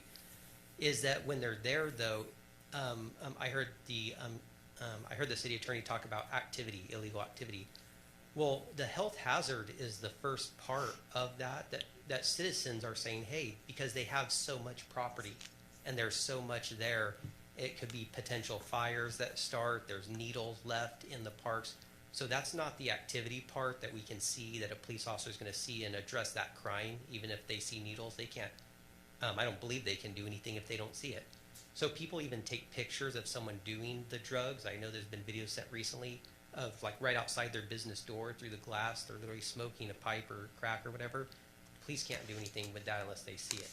So this right here though addresses the whole moving along approach. It's not just to move people along, but it's to keep the healthy and it's to keep a healthy environment and the hazards away. And there are some things too that's a tough call, which is to move people along. There's other cities that are also doing this or breaking down their encampments. So like I said, I thought we were going in a little bit of a reprieve the last 6 months from the start of the year, and I saw a decrease. Then all of a sudden there's some more people, it appears. And I have videos of like someone telling when a police officer asks them, how long have you been here? And they say 1 day, it's on video.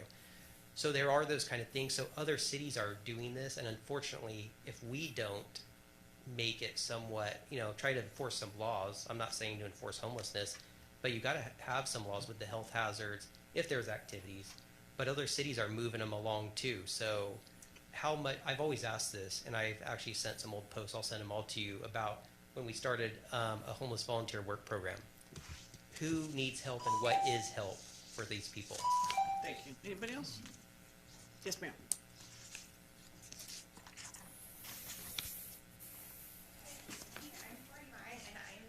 Director of Operations at WeCare.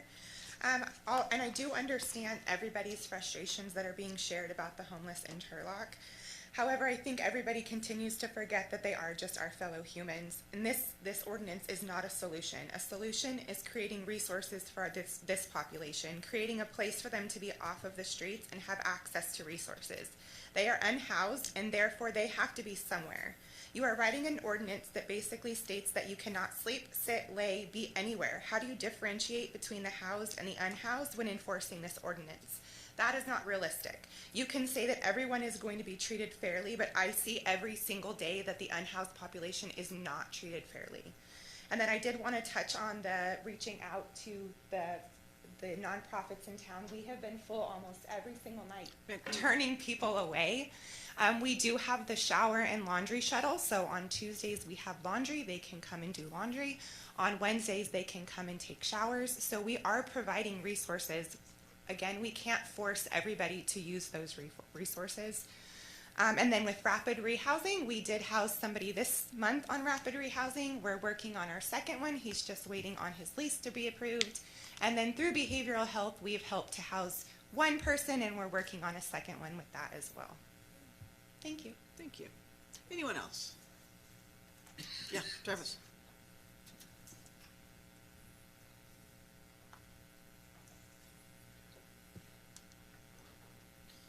Yeah, I'm just glad to see that our city is working on something since this was just recently overturned. I know all the cities in the western United States are going to be working on these, especially in California. We see big cities like San Francisco and LA doing major ordinances and taking care of these. So I know that Turlock, being my office, is right downtown and probably the heart of some of these issues. We are seeing that influx of people. Some people are just stopping by as they go through to other cities. So I'm glad to see that we're using tools to keep people going where they need to go to get help. I did notice, and I greatly appreciate you guys taking downtown into consideration, but I want to just remind that this is not a downtown problem versus homeless, that this is a city of Turlock problem as a whole. So I appreciate Ron for showing videos or pictures of around the city. I hate to pin the two against each other because they're really not fighting against each other. They both have their own issues. I do want to recognize that we do have some county services who have been more active. Our police department has been a lot more active in cleaning out and helping some of our parks and our public spaces, allowing some of these people to get the help that they need. So I do think that this is a great tool. In retrospect, I'm glad to hear that our nonprofits are at their max capacity. That means they're doing the most that they can do. But I do like to see that the more county resources come in and help us out with this. I don't think it's fair for them or the citizens of Turlock to enable them to sustain an unhealthy lifestyle like this. I think it's a great tool that allows them to be moved so that they can get into a spot where they can receive help. So I do think there's going to be a lot of great from this, and I hope that the city of Turlock and the police department actually utilize these tools ahead of us so that we don't end up sinking our own ship with more than we can handle within our own citizens who have maybe facing homelessness or their own issues. Yeah, thank you guys. So just wanted to make sure that we don't pin downtown against homeless, you know. So, but thank you for the work that you do. Anybody else? Okay, let's close the public comment and bring it back for comments. Do you want me to try to answer the questions that I heard? Sure. So if I'll answer the ones I heard. Mr. Bridegroom gave a lot of examples. The examples I saw, I think a lot of those would fall in the camping definition, so I think they would be addressed that way. The ordinance does add private property, which we didn't have before. It prohibits, encampments and camping on private property too. I don't have an answer. I don't know if any of the providers were talked to about this. And then there was a question at the end about additional services, which is interesting. You know, there are a couple of parts I left out from the Fresno ordinance and one of them was they had a provision in there that, I'm sure will just be done, that in the officer's discretion, they could take a person they were dealing with to services, whatever the officer could determine were appropriate services with that person's permission. Why I left it out of the ordinance was, to me, that another provision they had about going to court and recommending diversion, to me it was getting close to doing what I think the court said you shouldn't do, which is focus on the status of people. And so I think those have to be worked out, and as we try to work with this. And I will say the other thing is, I think the meeting tonight is interesting because it's exactly what Justice Gorsuch talked about in the opinion, which is, again, what the Supreme Court majority reacted to was they did not think that the Ninth Circuit should be dictating these things from on high to local communities. So for the local community, like we've seen here tonight, there are going to be a lot of different opinions, and they're probably going to create a lot longer city council and county supervisor meetings as this issue is dealt with.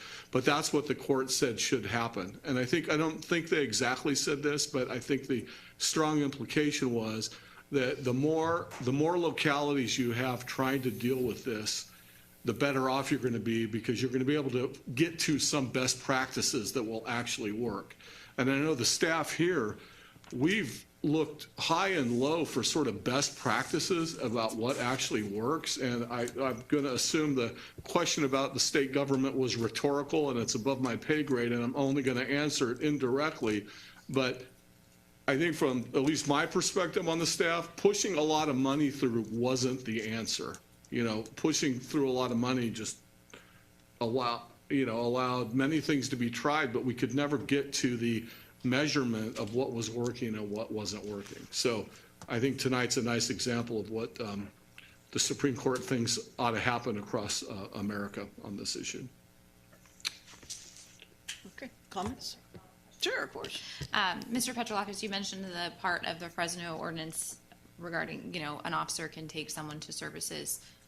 I understand why you left that out of there, but is that within your discretion to do currently? Well, yeah, obviously we always offer resources, and we have a couple things that the chief's committed to try to help them. We staff an overtime collateral assignment is a care team, and they go out with no enforcement.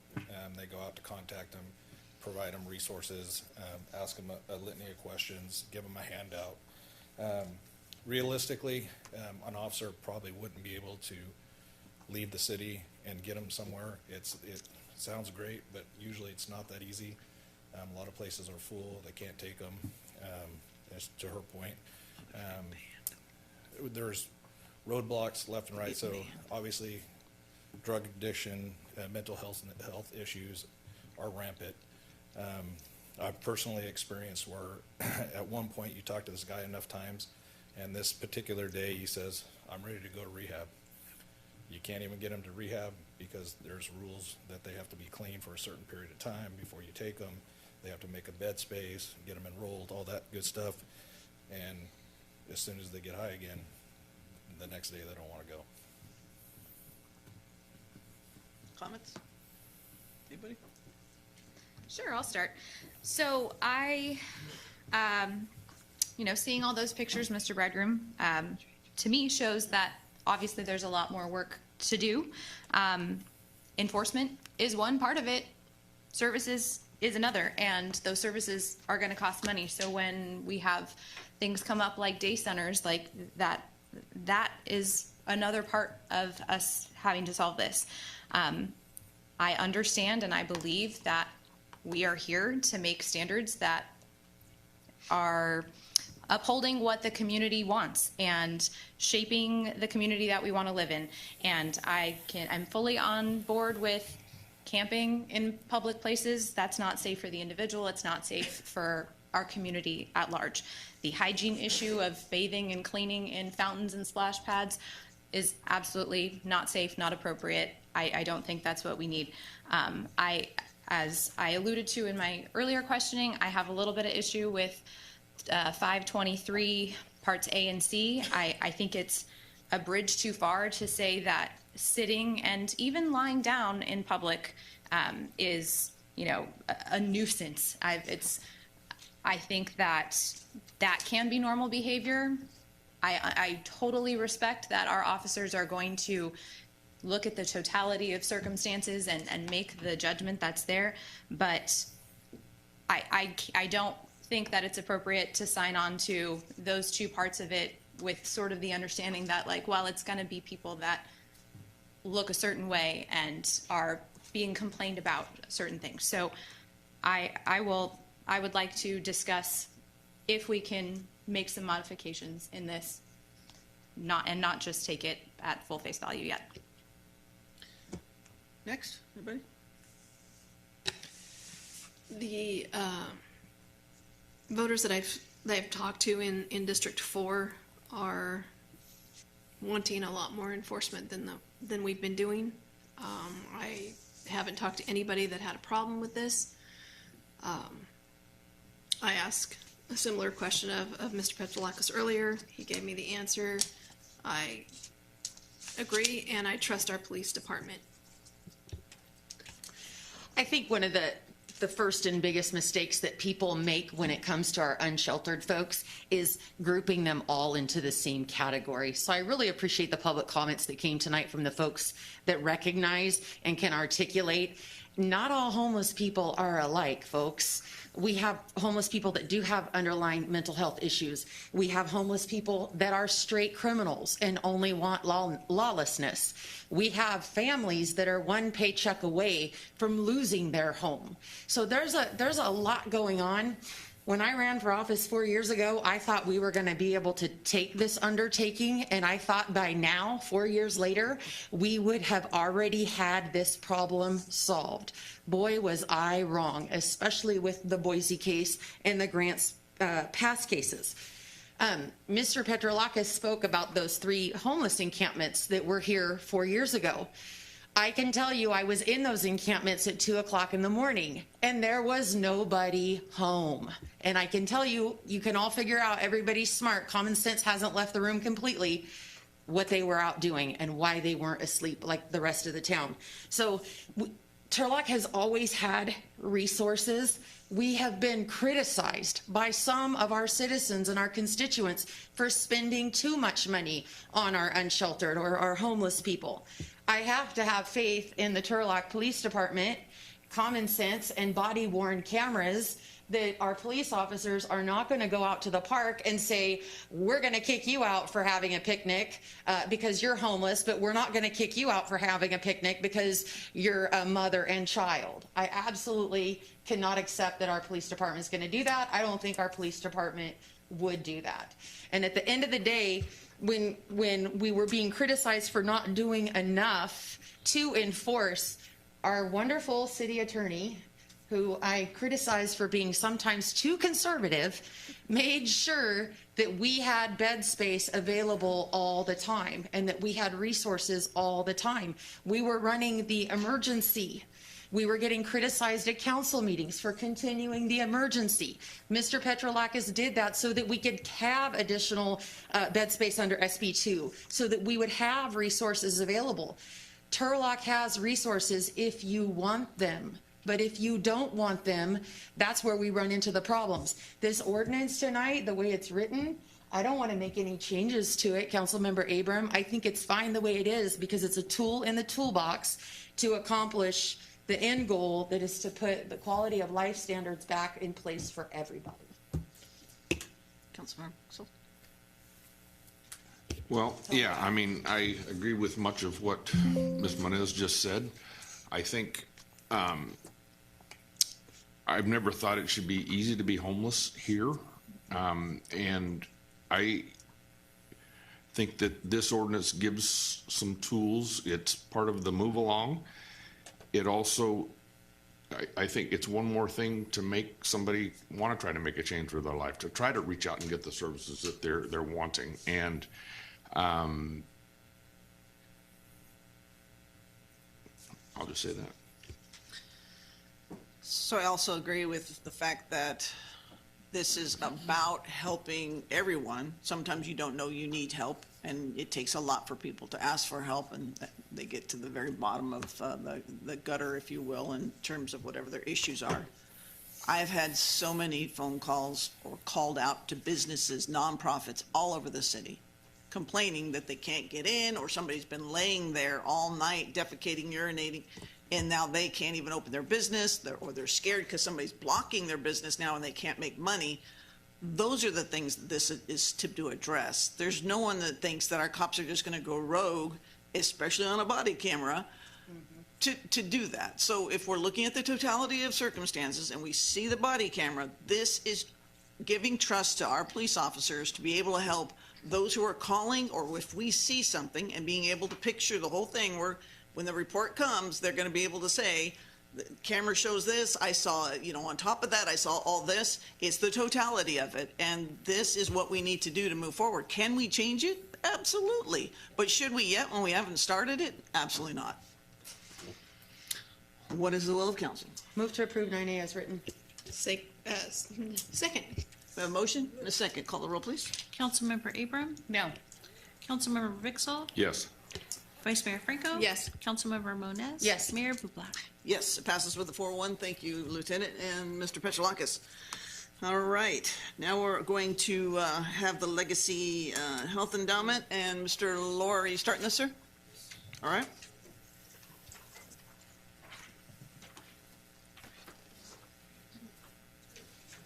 Thank you. Good evening, Mayor, Council, public. I am here with Jeffrey Lewis, who is the President and CEO of Legacy Health Endowment. We are here to talk about the Person-Centered Care Program, and I'll do a brief introduction, and Mr. Lewis will give his annual update on the program. So the item before you tonight is to authorize the city manager to enter into another agreement with Legacy Health Endowment for the city to continue to support the Person-Centered Care Program for 1 year from October 1st, 2024 through September 30th, 2025, and appropriate $400,000 from Fund 119 ARPA unassigned reserves to the Contract Services General Account. The Person-Centered Care Program provides respite care, homemaker services, and other support services to families caring for aging parents, a spouse or partner with dementia or Alzheimer's, or families caring for a disabled child or adult. The goal of the program is to prevent residents who live at home from being unnecessarily displaced in long-term care facilities or homelessness by providing these services at their home free of charge. The city's involvement with the Person-Centered Care Program began in 2022 as a recommendation from the city's Ad Hoc Committee on Homelessness.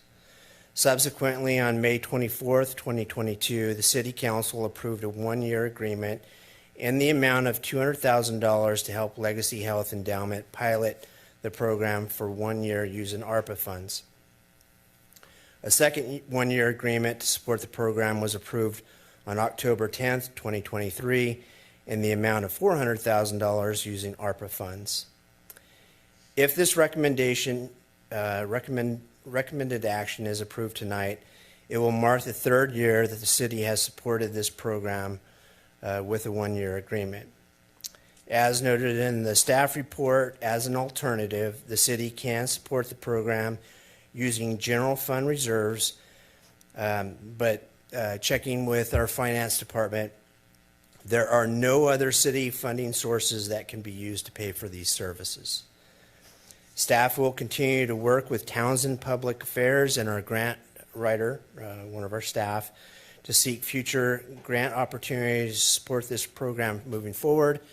Also, speaking to Mr. Lewis, Legacy Health Endowment is also working with federal and state agencies to seek grant funding. So at this time, I'd like to turn it over to Mr. Lewis to provide his annual update. Welcome. I'm here to deliver good news. Okay. We like that. And succinctly. Thank you for that, too. This program is probably the most unique program in the United States. The city of Turlock is the only city in the United States that is doing something like this.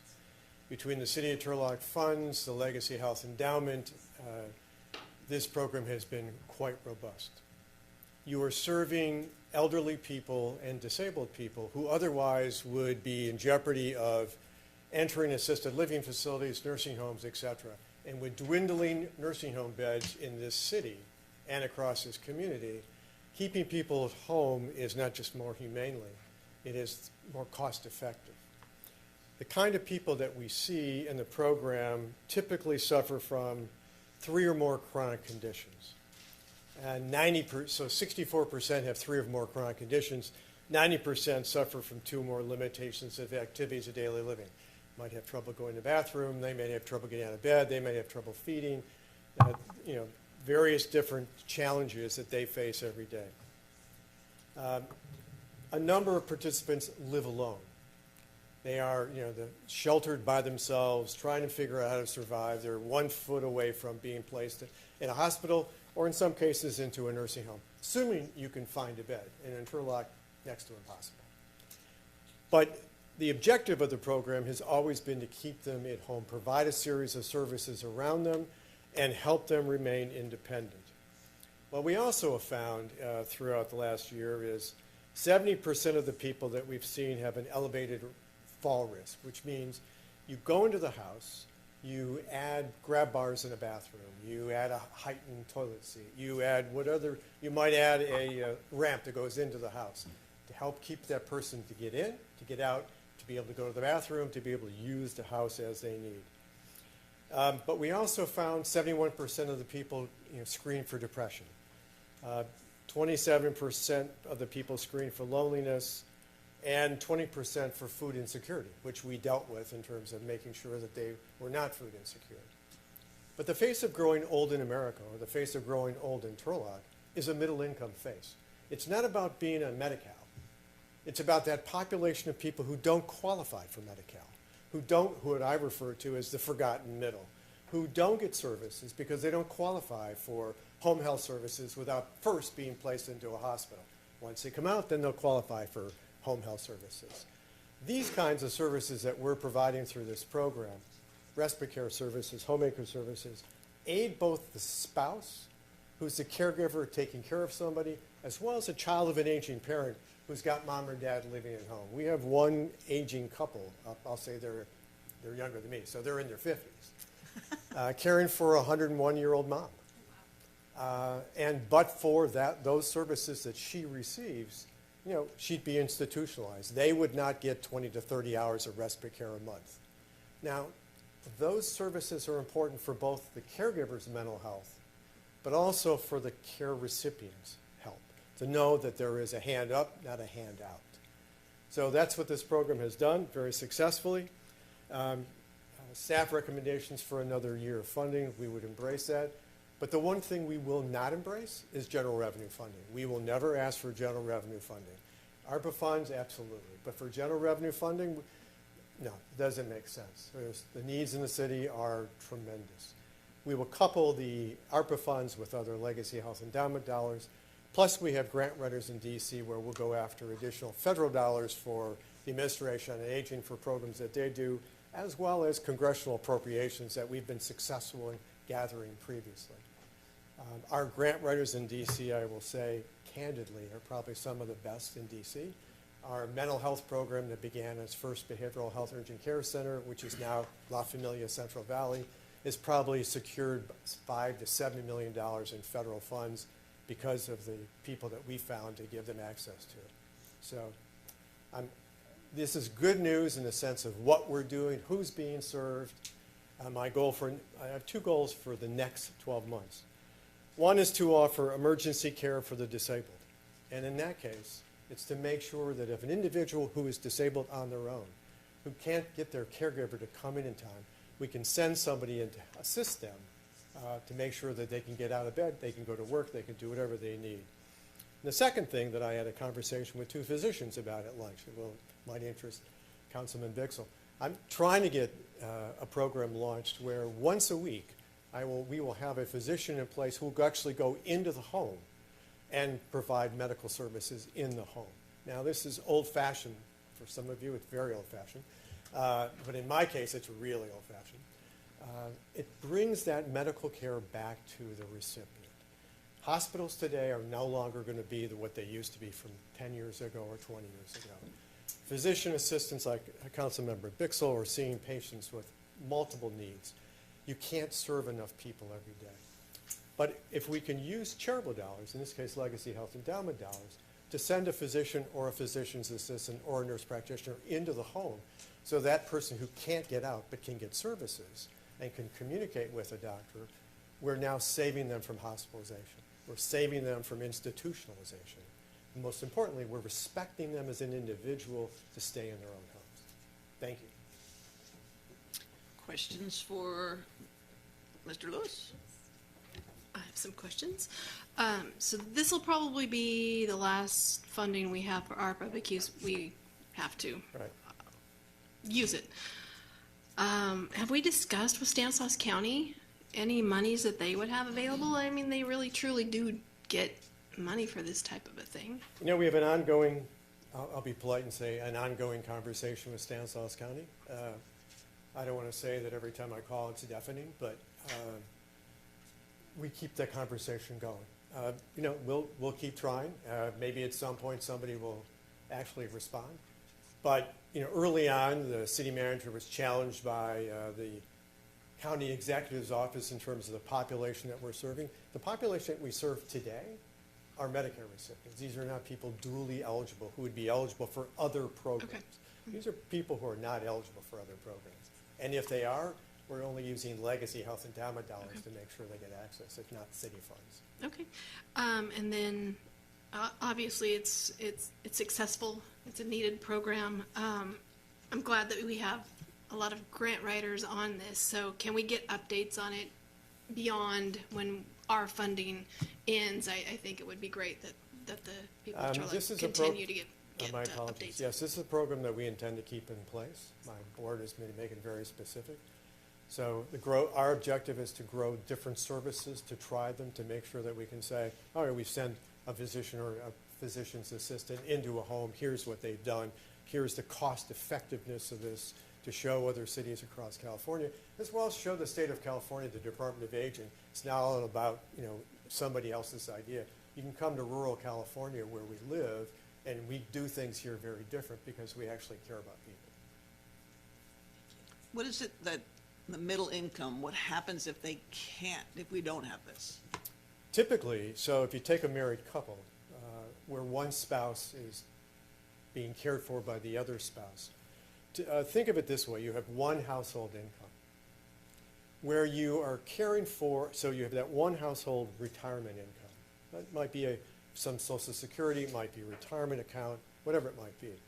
Used to be a defined benefit plan, but those are going to soon be long gone. When you're caring for that spouse and he or she's not been hospitalized to qualify for Medicare home health, you have to pay for those services out of your pocket.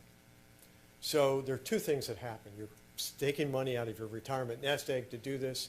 You may be asking your children, who are children of aging parents, to assist you while they're supposed to be saving dollars for themselves, for their children, et cetera. But more importantly, you're jeopardizing the spouse who's the caregiver, typically a woman. But no one talks about that, except I do around the country. And we've been talking about this issue for years. If we can, we're designed to protect the community-based spouse as well, because somebody has to be her voice or his voice. Question? Yes. You, in previous presentations, you've sort of talked about potentially expanding this to caregivers of, you know, an adult child that's permanently disabled. And that's not in this contract, but can you speak a little bit to, is that part of the future plans? Is that something that can be expanded? Yes.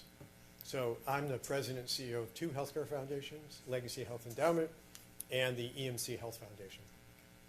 Through the EMC Health Foundation, we are looking at right now, we're completing two studies with some professors from Stanford on how to address the needs of an intellectually developmentally disabled population in Turlock and in the surrounding communities.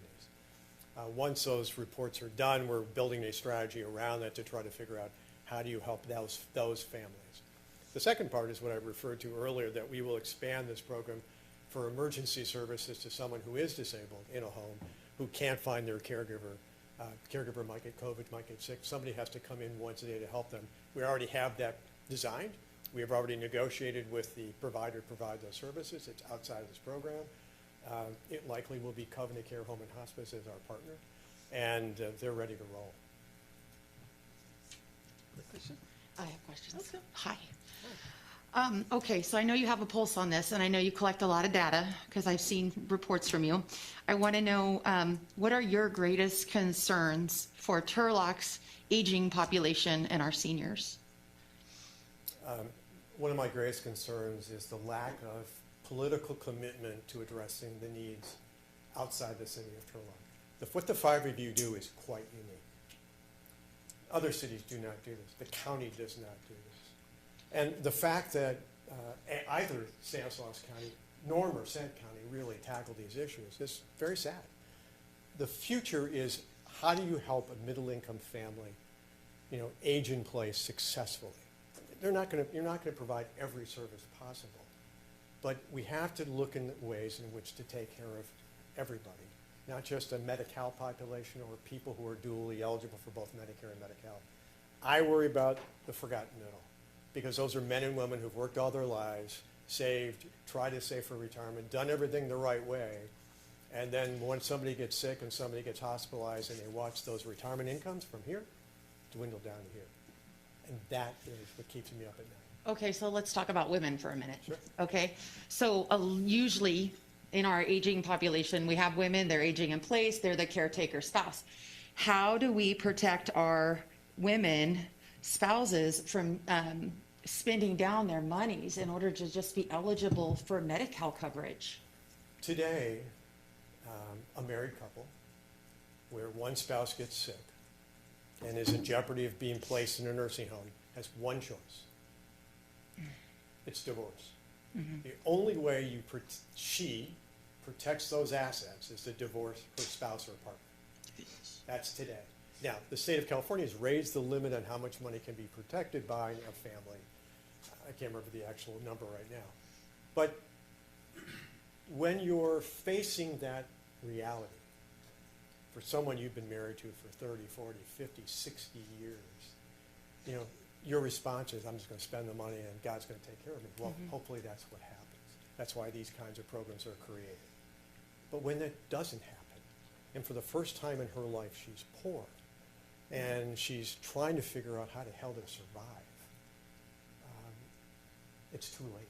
I mean, she's going to survive, but her life has changed so dramatically. So what we do is we educate the populace about retirement income, about simple things like compounding. If you put $10 a week away, with interest growing, et cetera, you can do those things. At a federal level, we have to change the Social Security program. We have to recognize the needs of a caregiver spouse who leaves the workplace, regardless of what age he or she may be, and recognize that instead of accumulating years of zeros in Social Security contributions while you're staying home taking care of that elderly spouse or your aging spouse or a disabled child, you should get credit for that. Right. Today they get nothing. So Right. you leave the workplace, you've got 20 years of zeros, and when he passes away and you get your retirement nest egg from Social Security, what should have been like this is like this. Okay, last question, I promise. I know you guys work really hard to be able to keep people in their own homes and avoid the nursing home environment. And I'm sure you're aware, we just lost Brandel Manor, a very popular and favorite nursing home in our town. Are you guys able to do anything to help our families that can't, use you as an alternative and then are forced into nursing care? Are you guys doing anything to help them find the best alternative to put their loved ones in? There's two things we are doing and will start doing. One is nursing homes across the county and across many areas. Nobody knows who has best-in-class services. Right. So we will soon propose a report card project to evaluate, based on very specific metrics, all nursing homes. So that you, as elected officials, will know, okay, here's the 10 indices we use. We'll have a conversation. You may agree, disagree, but we'll have these 10 or 20 indices, and we'll go out and do this. We're doing this right now in a hospital project, and we're looking at some things right now across Stanislaus County. That's one thing. But the other thing is to figure out, and this is an opportunity for the city. The last thing the city needs is for somebody to come over, buy Brandel, and turn it into something that you don't want. So what we'd like to do is to assist the city in looking at Brandel and figuring out a way, is there a way to turn that building into affordable senior housing? Not as it's currently designed. I mean, it would have to be destroyed and somebody would build it. So I started those conversations a week ago to look at how we can find investors that will come in. I'm having an ongoing conversation with one group of investors because there's no public money available. I mean, one of the saddest tragedies in America today has been for the last, I don't know, pick a number, 30 years. Federal housing dollars have just disappeared. And it's wrong. I mean, Reagan will remember when he was at county government. You had congregate housing dollars. You had 236. You had subsidized housing that you could build. Today, it's an anomaly. Yeah, it's a project here. They're worried about other populations. That's what we have to do, and that's what we hope to do with the city of Turlock. Any other questions? All right, let's open it to the public. Yes, sir. Come on over. Excuse me for falling asleep. Uh-oh. No. Do you need some help there? Yeah. All right, you got it? We are boring. I apologize. My name's Mark Warwick. I moved here from Modesto. 35 years I worked with the homeless at our church, serving them meals every Monday night. I've been kicked on, spit at. When they pushed me down, 911 was there instantly at Cross Point Church. Check Cross Point Church on their Monday night program. They've been doing it for about 50 years. There's gonna always be, I talked to an individual, Chris, I won't give his name yet. He did his master's on the homelessness. And I told him, hey, I'm gonna start a nonprofit organization acquiring these rundown homes that are rebuildable. I'm in the process of working my federal number, PIT, EIN. There's homes around. They're gonna be in our neighbors. Some of the people are gonna complain. We don't want them in our neighborhood. They're from families that were rich. Our kids are coming up. Parents aren't taking care of their kids, raising them. We need to work with them and address this issue, or it's gonna grow. But I have a solution. I've worked with them. With that, I'm nervous, I'm scared. I've only been here for 8 months. I love it here, but I see them, they need help, but if they don't want help, send them on a bus to another city. Other cities do it to us in Modesto. San Francisco does it. I talk to the social workers. Under the table, they do it. So with that, thank you. Thank you. Anyone else? Ron, and then John.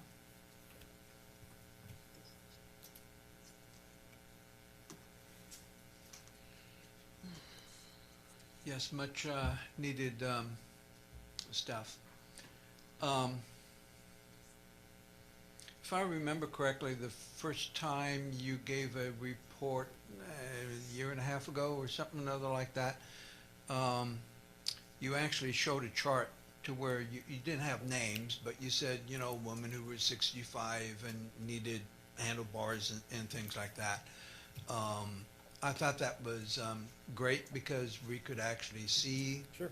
you know, instead of just percentages, we could actually, you know, see what was done.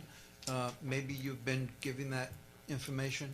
I will email you the deck and I'll Okay. give you all the data. Great, thank you. And I will keep emailing you as we update it. Thank you. No, I happy. appreciate that. You bet. In terms of funding sources, don't want to use general funds. What about cannabis? Okay, that's a possibility I would throw out there. Yeah, I'm not too surprised by the reaction you've gotten from the county. Like I said back on, what was it, February 13th meeting, I said that basically the seniors are being kicked to the curb. They're being kicked out of the nursing homes and replaced with other people because there's money for the other people. And besides, you know, sorry for looking right at you, but, you know, old people, they're just a pain in the butt and they're draining on our resources, so let's get rid of them, you know. that doesn't apply to you. So just to be clear. Oh, okay. Yeah, I figured you wouldn't. I wanted to say also, when I was caring for my mother, the insurance company had a program, I can't remember the name of it, but they set up, at Sutter Health, they had a dedicated physician and a team there. You probably know what I'm talking about. They had a psychologist, they had a pharmacist, they had multiple nurses, CNAs, social workers, and it was wonderful. Whenever I had an issue with my mother, I was able to get an appointment, that afternoon. I was able to establish a relationship with the head nurse, and we had conversations at least every week.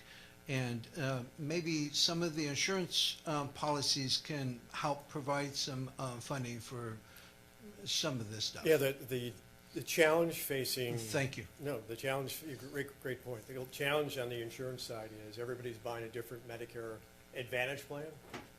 Nobody's reading the fine lines. So two things happen. One, they're not checking, are their drugs covered by their new plan? They discover after the fact their medication's not covered. Second thing is, in terms of in-home services, often they're putting a provision in that says you have to be hospitalized for similar to Medicare home health. That keeps that cost down for the insured and raises the out-of-pocket costs for the individuals buying the policy. Okay. John?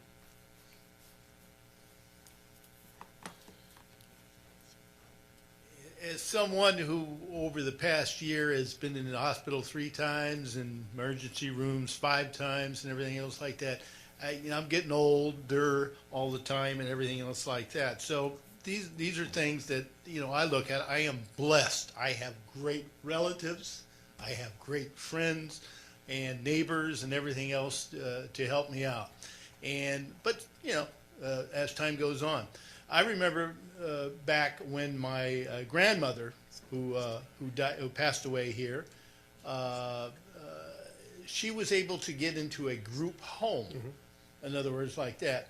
But all over the country, these places are closing down because of rules and regulations and everything else. It's just, less and less money is being spent and rules and regulations. My question for you is that,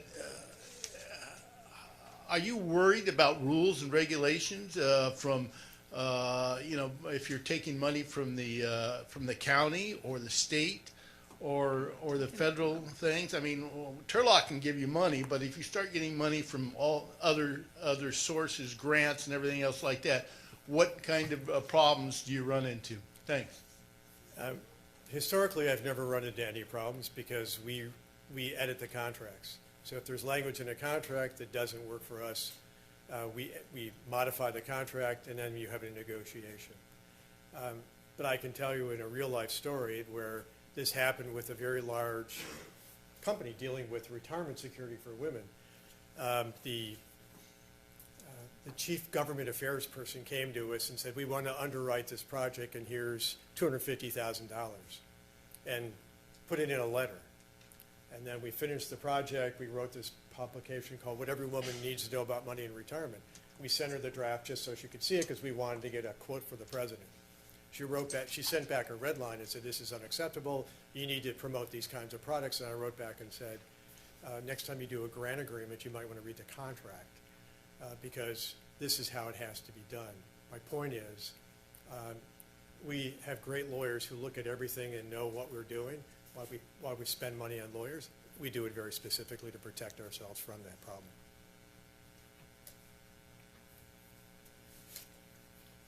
Okay. Anybody else? All right, we'll close public comment, bring it back, and comments, vote, whatever. Well, thank you for bringing this back and sharing with us the kind of the successes that are later in these slides because 2 years ago the dollar ask doubled, and looking back at the staff report from a year ago to now, we've also expanded this. My questions earlier to Director Lohr, and you both covered them thankfully, that this is going to continue because this has a need, and unfortunately our ARPA well is going to dry up here. But I've personally referred patients to this and constituents to this, so I'm very glad to see that it's going to continue even after we may not be able to be directly funding it. So Thank you. I'll move to approve that. Second. We have a motion and a second. Will you call the roll, please? Councilmember Abram? Yes. Councilmember Vixel? Yes. Vice Mayor Franco? Yes. Councilmember Moniz? Yes. Mayor Bublak? Yes, passes 5-0. Thank you, Director Lohr, and thank you, Mr. Lewis. Can I make one unrelated No. comment? Okay, yes, go ahead. I'm sorry. The Measure A sign that's here, thank you for recognizing my work. It was John Lazar, if I remember, John Lazar and I were the two signatories on the ballot initiative, and I chaired the committee years ago for the city of Turlock. I can't remember the city manager's name. He's now a T. Sir? City manager was Toby Wells. Yeah, and Toby, no, it was not Toby Wells. It was, he's a T. Lawton. I'm sorry? Bob Lawton? No, he's a TID now.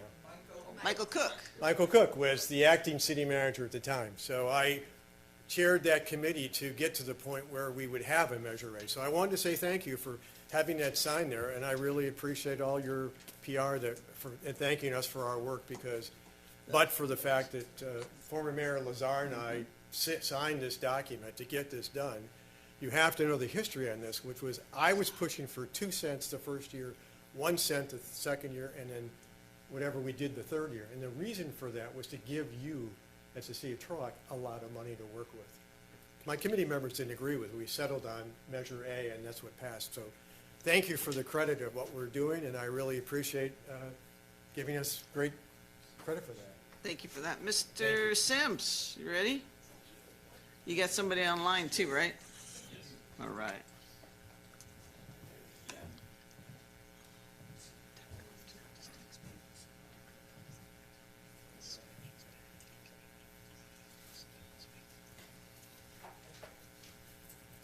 Good evening, Mayor, council members, city staff, and members of the public. The item before you tonight is asking City Council to approve a resolution that would authorize the city manager to enter into an agreement with Cosmont and Associates to provide services for an economic development strategic plan update in the amount not to exceed $77,470 and appropriate this amount from unrestricted reserves within Fund 120 Tourism Fund. The current City of Turlock Economic Development Strategic Plan was adopted in June of 2017 and needs to be updated to reflect the current economy. An updated economic development strategic plan will establish economic development goals, strategies, investment opportunities, actionable strategies for the city over the next several years. Staff issued requests for proposals, RFPs, on April 3rd of 2024. The city received 3 qualified proposals. An interview panel of city staff was formed to review and evaluate the proposals received and interview the consultants. After review of the 3 proposals received, the panel selected Cosmont companies to develop and implement the City of Turlock Economic Development Strategic Plan update. The update to the Economic Development Strategic Plan will entail various activities such as analyze and update city economic vision and goals, provide city retail market analysis, provide city strengths, weaknesses, opportunities, and threats, SWOT analysis, provide an assessment on Turlock's current business environment, identify workforce gaps, potential job creation strategies, and industry sectors to target for the city, identify goals and targets for the city to strive for, execute community outreach through planning and organizing community workshops with internal and external stakeholders and community partners, and engage in interview sessions with city council members and various other stakeholders. With us tonight from Cosmont Companies, we have Mr. Tom Jaworski to provide more information on the Economic Development Strategic Plan update, as well as answer any questions that come up. So I'll turn it over to Tom. Good evening, Mayor and City Council members. My name is Tom Jaworski. I'm a senior advisor with Cosmont. I have been working with Larry and the firm off and on for over 25 years and have almost 40 years experience with real estate economic development analyses across the United States. Cosmo's excited to be able to have the opportunity to work with Turlock on this update of the 2017 economic development strategy to make sure it reflects the major changes that have affected the economic and market trends following the COVID pandemic, and focusing on a updated city council economic development vision for the city, and to develop a list of prioritized goals that can guide the city over the next 3 to 5 years. Updating, the purpose of this will update a thorough review of the prior general plan and other economic studies that the city's done, updating the demographic and economic profile, retail and industrial market data, conditions. We envision an extensive outreach effort with the business community, with schools, nonprofits, regional economic development organizations, real estate brokers, property owners, developers, and interested community members. We will identify opportunities and challenges related to the potential development sites, both public and privately owned, and prepare a SWOT analysis that can recommend strategies for the key sites and economic development tools to help implement those recommendations. We envision working closely with city staff over the next several months, preparing this analysis and holding community workshops to discuss our preliminary findings and to gain feedback on the challenges facing the community before completing the economic development draft to present to the council. We have been working on probably close to a half a dozen similar strategies in the last 2 years, including the cities of San Rafael, Watsonville, Pacifica, Folsom, Fullerton, Artesia. So we have a lot of great lessons learned from communities here as they come out of the COVID pandemic. I will be the ongoing project manager with Ken Hira being the principal in charge of the assignment. Happy to answer any questions you have about the firm and our qualifications. Questions? Just Director Sims, can you highlight, it's in the packet in Exhibit A, but the timeline to expect for when the finished product will be before us? Yeah, definitely. So the project schedule is due to kick off is due to start in September. It takes about 9 months. So we're targeting, May, and it goes out. There's actionable items that happens each month as we move along. So 9-month process. Just a question for him. Yeah, I would just comment that we would hope to have a draft, product within 6 months, and then again having community meetings and feedback to refine it within the 9-month time frame. How often does something like this need to be done for a city our size? I think it depends on where we are in the economic cycles. Clearly, having had the strategy done in 2017, there's been substantial changes in the economy, the real estate market, as a result of the COVID pandemic and the changes in and all the changes that has wrought relative to land use, economic feasibility, et cetera. So I think something in the order of every 5 to 10 years is probably a reasonable time frame. Thank you. So you spoke to the 2017. Have you reviewed that we purchased from North Star or whatever? We intend to review thoroughly that report to gather all of the historic data that they collected on the city, and to look at the goals that were established then, and to understand how successful you were at implementing them, what challenges you faced, and what any of the obstacles that we can try to help overcome. So yeah, we definitely feel it's going to be a valuable asset to utilize. All right, open it to the public. Close public, bring it back. Move to approve. Second. We have a motion and a second. Will you call the roll, please? Councilmember Abram? Yes. Councilmember Vixel? Yes. Vice Mayor Franco? Yes. Councilmember Moniz? Yes. Mayor Bublak? Yes, passes 5-0. Thank you, Director Sims. Item C has been pulled for, or moved to another date, but since it's on here, I'll go ahead and put it open to the public. Anyone wishing to speak on this item? We cannot comment on it. Okay. We will close that public comment and move on to item D. Director Sims, you're up again. Or still.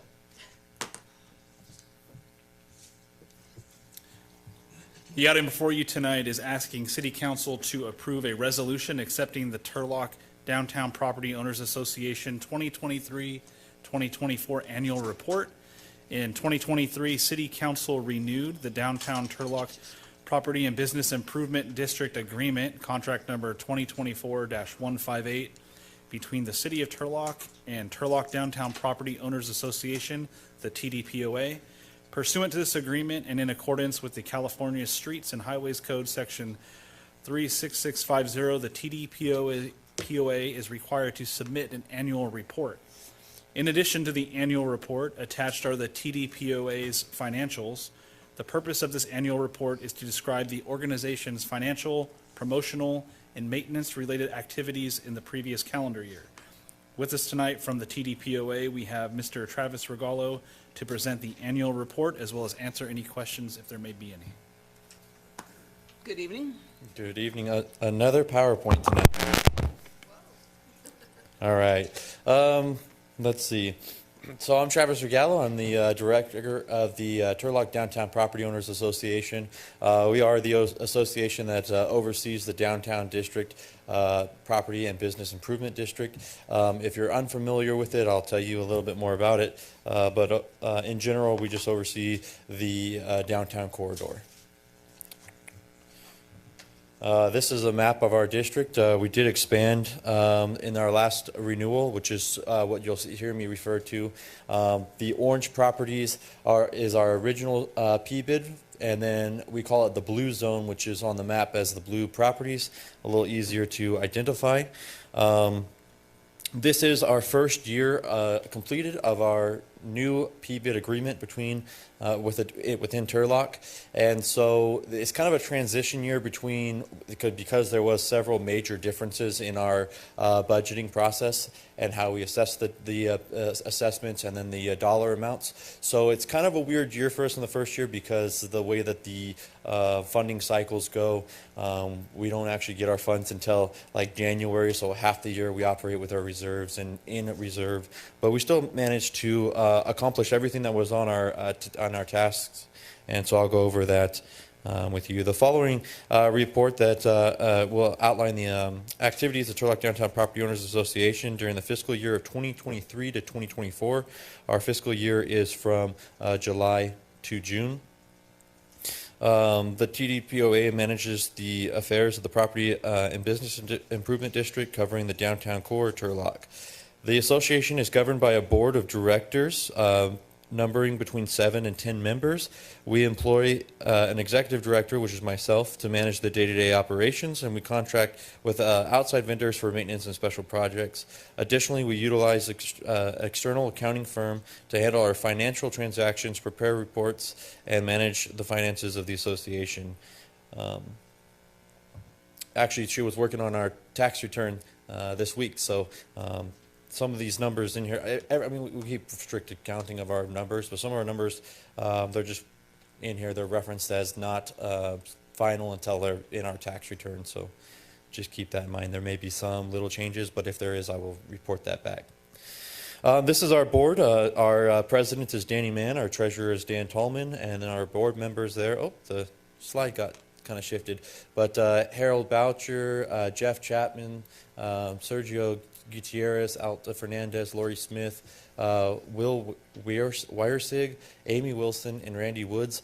These are all property owners. It's a mixture of property owners and business owners that represent the board here. Our meetings, we do meet once a month. Generally, it's the third Wednesday of every month at the Chamber of Commerce at 3:30.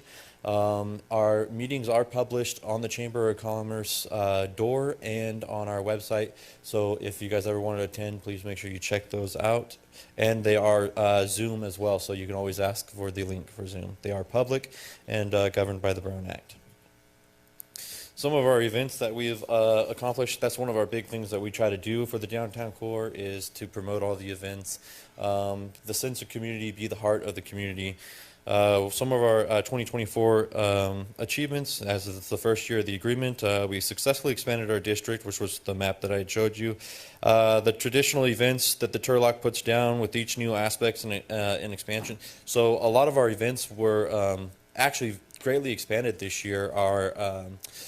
Our 4th of July event turned into 2 days, which was something that happened as we had a rough spot, that unfortunate circumstance that actually turned out to be a great blessing in disguise, and we were able to extend our community event into 2 days, which was and very successful on both days. So we're very thankful for that. Our Christmas events, we partner with the City of Turlock. We help them with the Christmas parade. But before the Christmas parade, we do the Festival of Lights. It's a huge community event. One of our largest festival, actually it was the largest Festival of Lights event that we've done so far as vendor-wise. And our outcome was very good. It is always on Black Friday, so it's coming up. So I strongly encourage you guys, if you're hearing this and you haven't been out to it, it's a lot of community fun, always on Black Friday. In last June, we partnered with the City of Turlock to deliver one of the best independent celebration events ever, the 2-day celebration, which I went over. The 2-day celebration turned out very good. Although the parade was affected slightly because it's a lot sooner and it was the first year we did it on a Friday night, I do anticipate that to grow greatly as it comes in the future. We actually got a lot mixed emotions on the parade being on a different day, but overall the community actually seemed to appreciate it. All right. We oversee some of the policies and contracts. We do have outside services that does our general maintenance, but this term's PBID, this is the first year we were able to implement a clean and safe program, partnering with the City of Turlock. We partnered with Helping Hands Ministry, and they allow us to keep our downtown corridor clean. It means above and beyond what our maintenance team can't do. They are out there. They're 5 days a week. Their normal days off are Wednesdays and Thursdays because that is the day that our weekly maintenance crew comes out and cleans. But we are greatly, they're doing a lot of great things. They do homeless outreach. They do utilize people who may be down on their luck to help clean.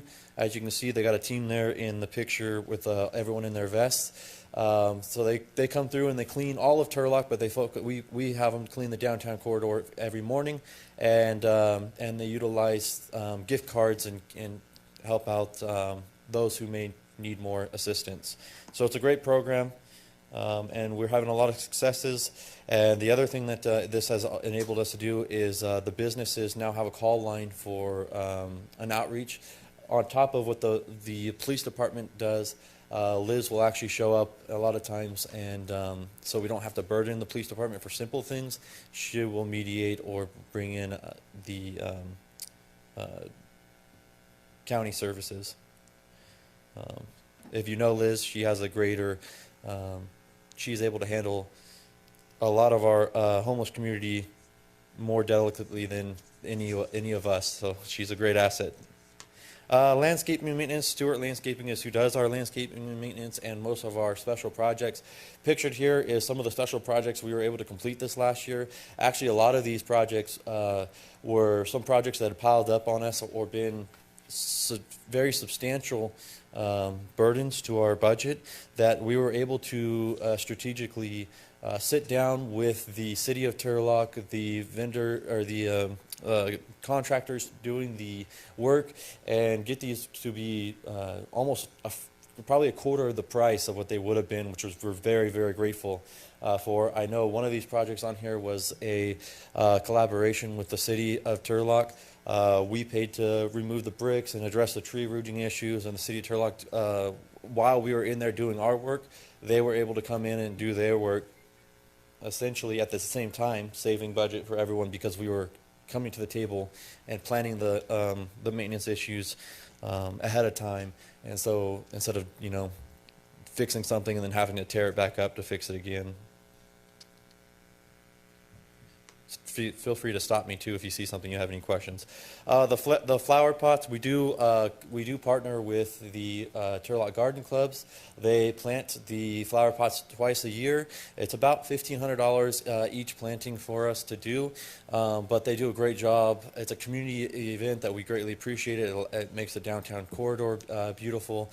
There is a small period of time when they are rooting that it's not as attractive, but definitely if you walk downtown and you see when they come to flourish and to fruition, that it makes a big difference. I mean, you can see there in the pictures when they first plant them to some of the final products. It's definitely we're greatly appreciate having that partnership, and with that partnership, we're looking to expand it to incorporate some of the local FFAs and 4-H's and get them more involved in some of the maintenance aspects of it. And then the last couple of years, which we haven't been able to give a annual report during the process of rewriting. So this is some of the stuff that's come in the last couple of years. We have the farmers market, which is downtown every Saturday, and the makers market this year changed to this Saturday as well. So now we have 2 markets on Saturday, and they have both benefited each other. It's actually, if you have the chance to come downtown on Saturday morning, if you haven't yet, it's a beautiful sight. The community is walking from one end of Main Street to the other end of Main Street, seeing both markets, and I think the businesses greatly appreciate it, and they love seeing the amount of people that come through their doors. It's been an economic boost actually having both markets, so I'm glad to see them working together. And this year they are working on expanding the markets into longer terms. I know that the market is working on a winter program, which will be coming forth soon. So we're excited to see how those businesses are growing. As well as the businesses that are participating in the market, we are working on programs to get them established. So they start off as a vendor in the markets, in the farmers market, and as they grow clientele or the need for maybe a brick and mortar building, we can align them with property owners that are that may have a vacant space or space available or coming available that they would be interested in. One of the prime examples would be Paper Moon. Took place there right next to the coin shop, Thorson's coin shop there. So we're excited to have them. They've been a big success story coming from that type of program. And that is our downtown district. If you guys have any questions, I know that we submitted the budgets to you guys, so if you guys had any questions about that as well, please feel free to. Questions? I have one.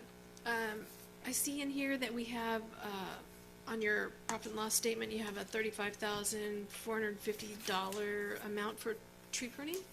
Yes. I thought that was the city's responsibility? So that's where this part of the confusion was in our P-bid writing. So we, when we originally were talking dollar figures, we had done a thing because we were trying to get ahead of the game and the price. In order to meet our maintenance budget, we had a deal for $35,000, which was a great deal for getting the tree pruning. We got it done. We pulled the trigger on it. It was right before we came to council and had the final agreement. And in the final agreement, we took over the obligation of tree maintenance, and the city was going to give us, or was going to partner with us. Instead of you guys doing it, you guys were going to give us funds to help with the maintenance stuff of it, because the price for you guys to have your contractor do it was significantly more. Right. So we. In that discussion, it got lost, and then the funding got cut down from the asked $40,000 to $10,000 a year. So we still We still did that prior to it was still in that fiscal year, but it was prior to us finalizing the P-bid agreement. But yeah, I don't remember that is something that was working. The tree trimming being that part of that 40,000. Security. Yeah, didn't we spend some money trimming those trees down there? We stopped that because it was going to be like, if I remember right, it was like like 200. 75,000. Oh, I thought it was like in the 200. Didn't we 300,000. spend 75,000? 75,000 comes to mind in my head that we spent some money trimming trees down there. Almost positive. I'd like to have. Isaac, can you pull that at some point and see? And if not, I know it was in our previous P bid that we were responsible for the trees. Right. So I think it's only fair that the city would keep our word and reimburse, and then that would make the downtown property owners whole for the year. They wouldn't have a loss. Question? More?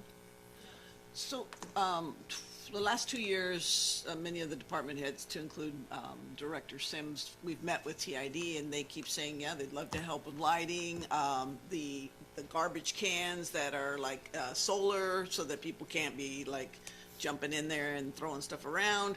Do you need help connecting with TID? Because I think you're missing out on a lot of money, and that's Right. 2 years. So I just want to make sure that we keep advocating, but you guys have to do a little bit of the paperwork there. Yeah, greatly appreciate the connections with the community. Actually, this last couple of months, we have established a lot more of those connections.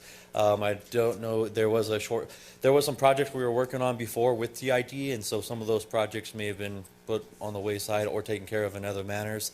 But we definitely, actually in the last couple of months, we've developed a much better relationship with those points of contacts. Of course, we want to bring everyone to the table when it comes to those projects that we have as a community goal. I know that the trash cans have been kind of something that have been a passion of yours for a little bit, so absolutely. With anybody, if you guys have a passion of something you want to see in your downtown community, please come to me. My office is always open. My phone number is out in the public.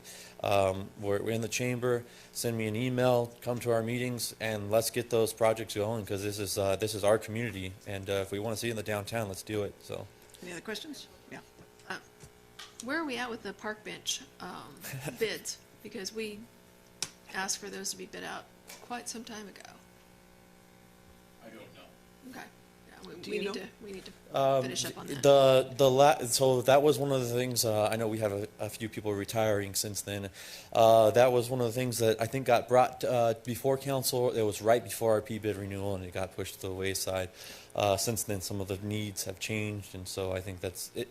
Last I got a paperwork from, I think it was from Ray, right before Ray retired, and it was, hey, here's where we're at, but we're going to wait for council to go finish the P-bid. Good job. Any other questions? Okay, we'll open it to the public. Anyone wishing to speak? Yeah, come on.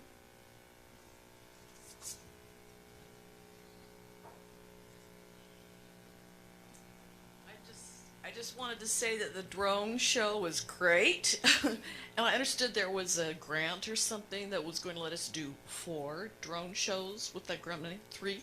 How much does the drone show cost? Yeah, great. Yeah, I'm glad you guys appreciate it. Also, that's technology that is new, and as they expand, they've already come out with another level of drones, which will, with an extended battery life, so the shows will get longer as the technology advances, because I know that's a big complaint. That grant we got from the Valley Air Board, it was $50,000, and that covered the drone show package. Yeah. The holidays, major holidays like 4th of July, as you can assume, especially the closer to the date you get, the more expensive the show is. Mm-hmm. So, for example, on the 4th of July, a 200 drone show this year was probably about $50,000. Since we were able to get it a little off the date, we were able to get a little more for bang for our buck. Mm-hmm. That, like I said, since that technology is advancing, those prices are coming down as well. 2 years ago, a 100 drone show would have cost you $100,000. So just to give you, show you where the market's going. Those are brand new, and They're I'm very way, excited to see way Turlock cool. get them. And thinking back to the years when we had the 4th of July fireworks, I remember hearing those cost about $500,000 to put on. Am I right? It was expensive, yeah, far more. It was the thing with the university and the city, and like $500,000 to put on one.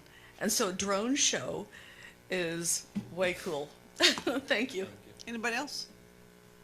Okay, let's close the public comment and bring it back. Move to approve. Second. We have a motion and a second. Call the roll, please. Councilmember Abram? Yes. Councilmember Bixel? Yes. Vice Mayor Franco? Yes. Councilmember Bonis? Mayor Bublak? Yes, passed 5-0. Thank you. Thank you, Travis. All right, next one, Miss Eddie. Good evening, Mayor, City Council, City staff, and the public.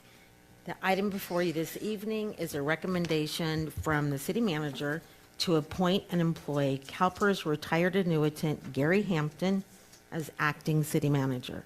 This action, if approved this evening, would become effective September 1st, 2024, as City Manager Regan Wilson has requested a medical leave of absence. Mr. Hampton has the specialized skills necessary for this position and has served as acting city manager previously for the city of Turlock. Oh, that's better. It is also recommended that the applicability of Section 1405 of the city's personnel system rules and regulations as to the city manager and/or the city manager's relatives be suspended during the period of Mr. Hampton's appointment as acting city manager. Happy to answer any questions. Questions for Miss Eddie? I have a question for Mr. Wilson. Oh. You are coming back, right? We need you here. I have absolutely every intention of coming back just as quickly as I can. Okay, thank you. Any other questions? Let's open it to the public. Anyone wishing to speak? Ron?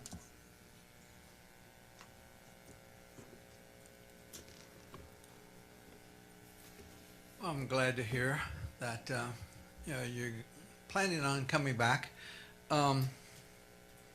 So I had thought of some remarks beforehand, not knowing that that was the probable case. Basically, I just want to thank you for what you've done. I believe you've done the city of Turlock a solid. Okay. You speak for a really good job. Thank you for the explanation. Translations? Yeah, okay, now you, okay. Now he's all flustered. Yeah, now I'm all flustered. No, you brought stability. We've gone through a whole bunch of different city managers. Some of them only lasted 6 months or something or another like that. So you brought stability, much needed stability. You've reorganized the city. You have basically built an executive team. We used to have a lot of hoes sitting back there, okay? All of that is important. And quite frankly, you didn't have to do that. I mean, I could very well see that you could be in your new home with your lovely wife, traveling, enjoying children, grandchildren, great-grandchildren. I don't know if you have any, whatever. Oh, 10, okay. You could be doing those things instead of having to come to city council meetings and listen to me, okay? Yeah, so I just wanted to say thank you. That's all. Well, thank you very much. It's not very often that city managers get that kind of response from the public, so I'm going to put that down in my diary. Okay. My memoir. Anyone else? All right, let's close it and bring it back. I had a conversation with Sarah Eddy, and I know one of the things that had come up in a conversation I'd had with someone, they were wondering why we weren't bringing her forward, and my conversation with Sarah was, is this okay with you? And she said it is her preference. because she is responsible for certain things. And if she isn't able to do those things and has to take on other things, those important things that she does, they don't get done. So this is absolutely Sarah's wish, and she is fully supportive of it. So with that, I move to approve. I'm going to second that, but I'm going to just throw a comment on the back of you. I'll just point out that Miss Eddy already stepped up and was acting city manager and has already proven herself on that front. So thank you for pointing that out. I'll second. Motion and second. Will you call the roll, please? Councilmember Abram? Yes. Councilmember Bixel? Yes. Vice Mayor Franco? Yes. Councilmember Moniz? Yes. Mayor Bublak? Yes. Passes with the 5-0. All right, Director Dami, you're up now to codify, potentially. Good evening, Mayor, City Council, City staff, and members of the public. My name is Jessie Dami, Director of Human Relations Department. The item before you is an employment agreement between the City of Turlock and Mr. Gary Hampton as acting city manager, effective September 1st, 2024. The request this evening of City Council via City Council resolution is to approve an employment agreement between the City of Turlock and Mr. Gary Hampton as acting city manager, similar to the agreement taken in 2021. And I'm happy to answer any questions related to this agreement. Questions for Director Dami? Okay, let's open it to the public. Anyone wishing to speak on this? Closing, bring it back. Move to approve. Second. We have a motion and a second. Call the roll, please. Councilmember Abram? Yes. Councilmember Bixel? Yes. Vice Mayor Franco? Yes. Councilmember Moniz? Yes. Mayor Bublak? Yes, passes with 5-0. Thank you, Director Dami. All right, final, Director Fisher, you got big words for us? Oh, can someone like play like the Darth Vader ringtone right now or something?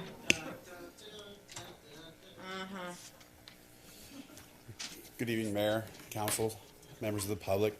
Tonight, I just want to bring to you an update on the Columbia Pool You project. pull a little bit closer, you're too tall. Sorry. Yeah, my kids want to hear you. Every time I move this thing, it's It sounds like my bones.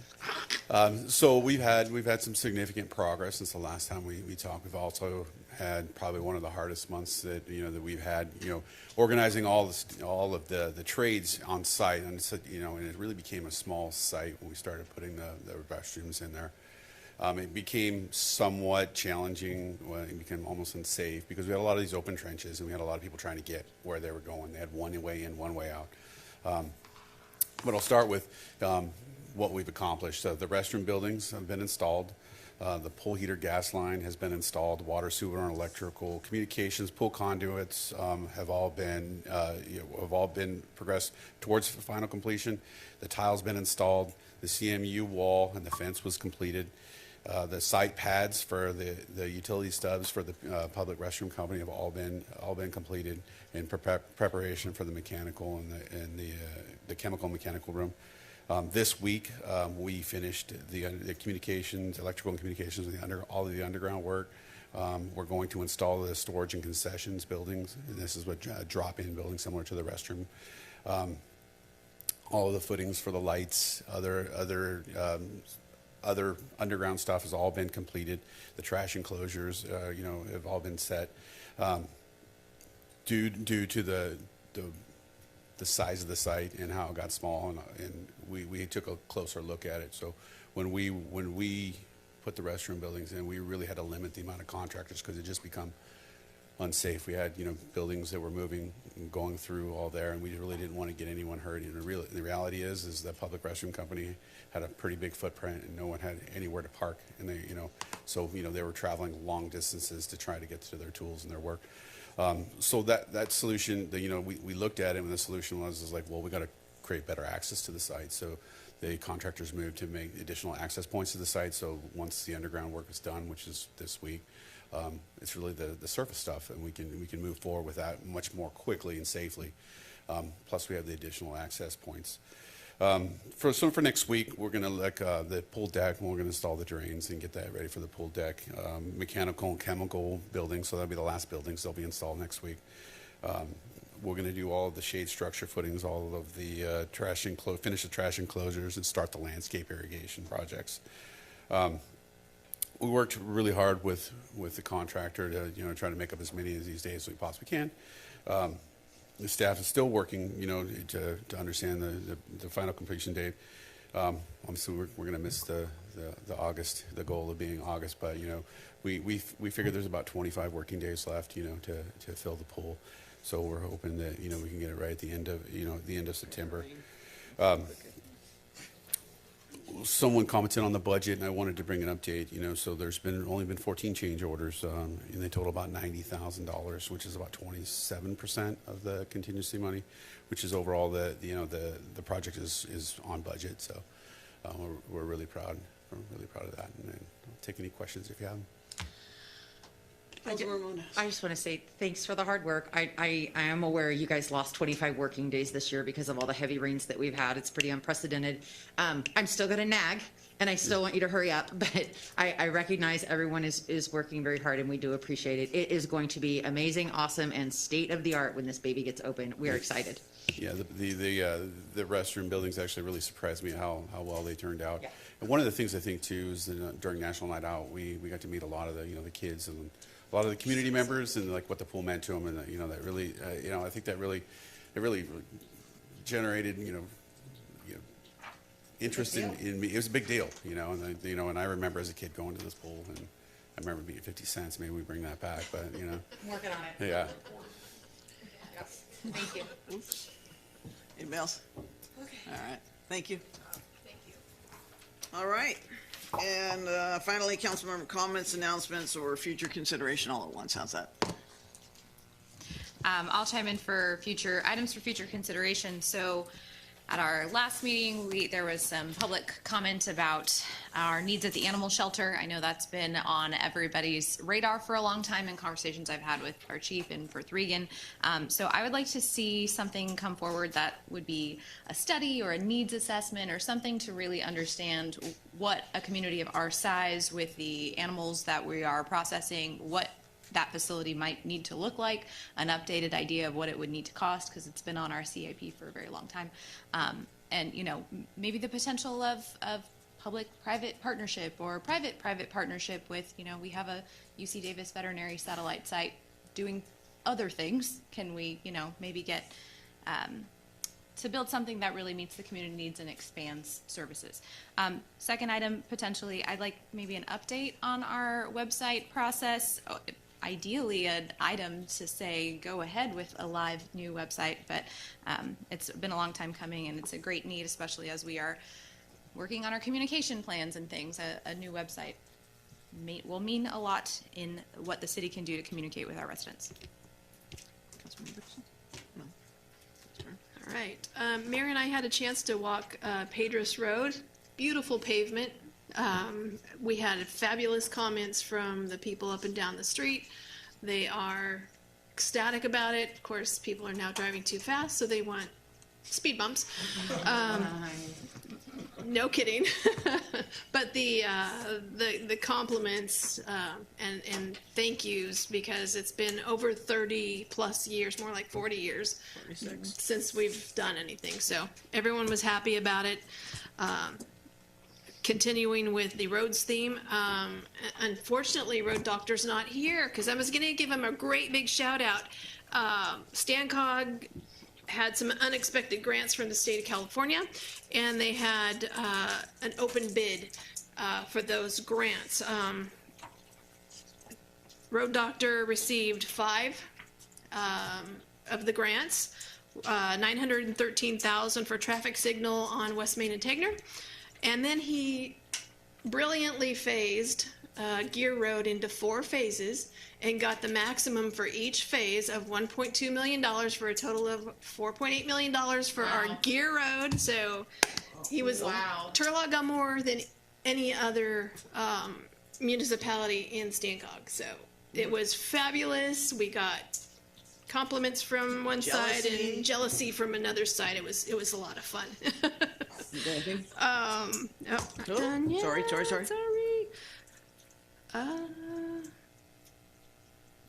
No, don't need that one. And then I don't want my spreadsheet forgotten about. It's not forgotten. Okay, thank you. So $4.8 billion for Gear Road. Does that mean you can stop complaining about it now? I just want to say, Lieutenant Shaw, great to have you tonight. Come back anytime and cover for the chief. You knocked it out of the park.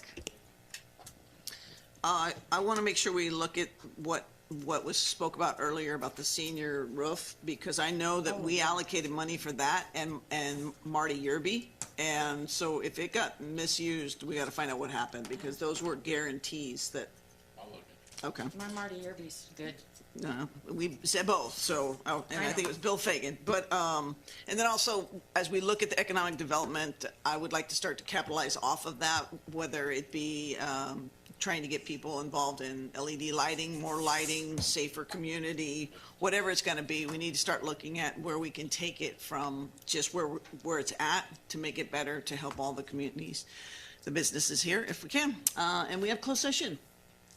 Yes, Madam Mayor, closed session, item 14A, conference with labor negotiators, California Government Code 54957.6A. Let's see, agency designated representative is Deputy City Manager Sarah Eddy. Employee organizations are the Turlock City Employee Association, Turlock Firefighters Association, Local 2434, Turlock Management Association, Public Safety, Turlock Management and Confidential Employees. Closed session item 14B is conference with legal counsel, anticipated litigation, California Government Code 54956.9D2. Number of cases, 3. All right, and we will report out should there be anything. Otherwise, we'll see you in a few weeks.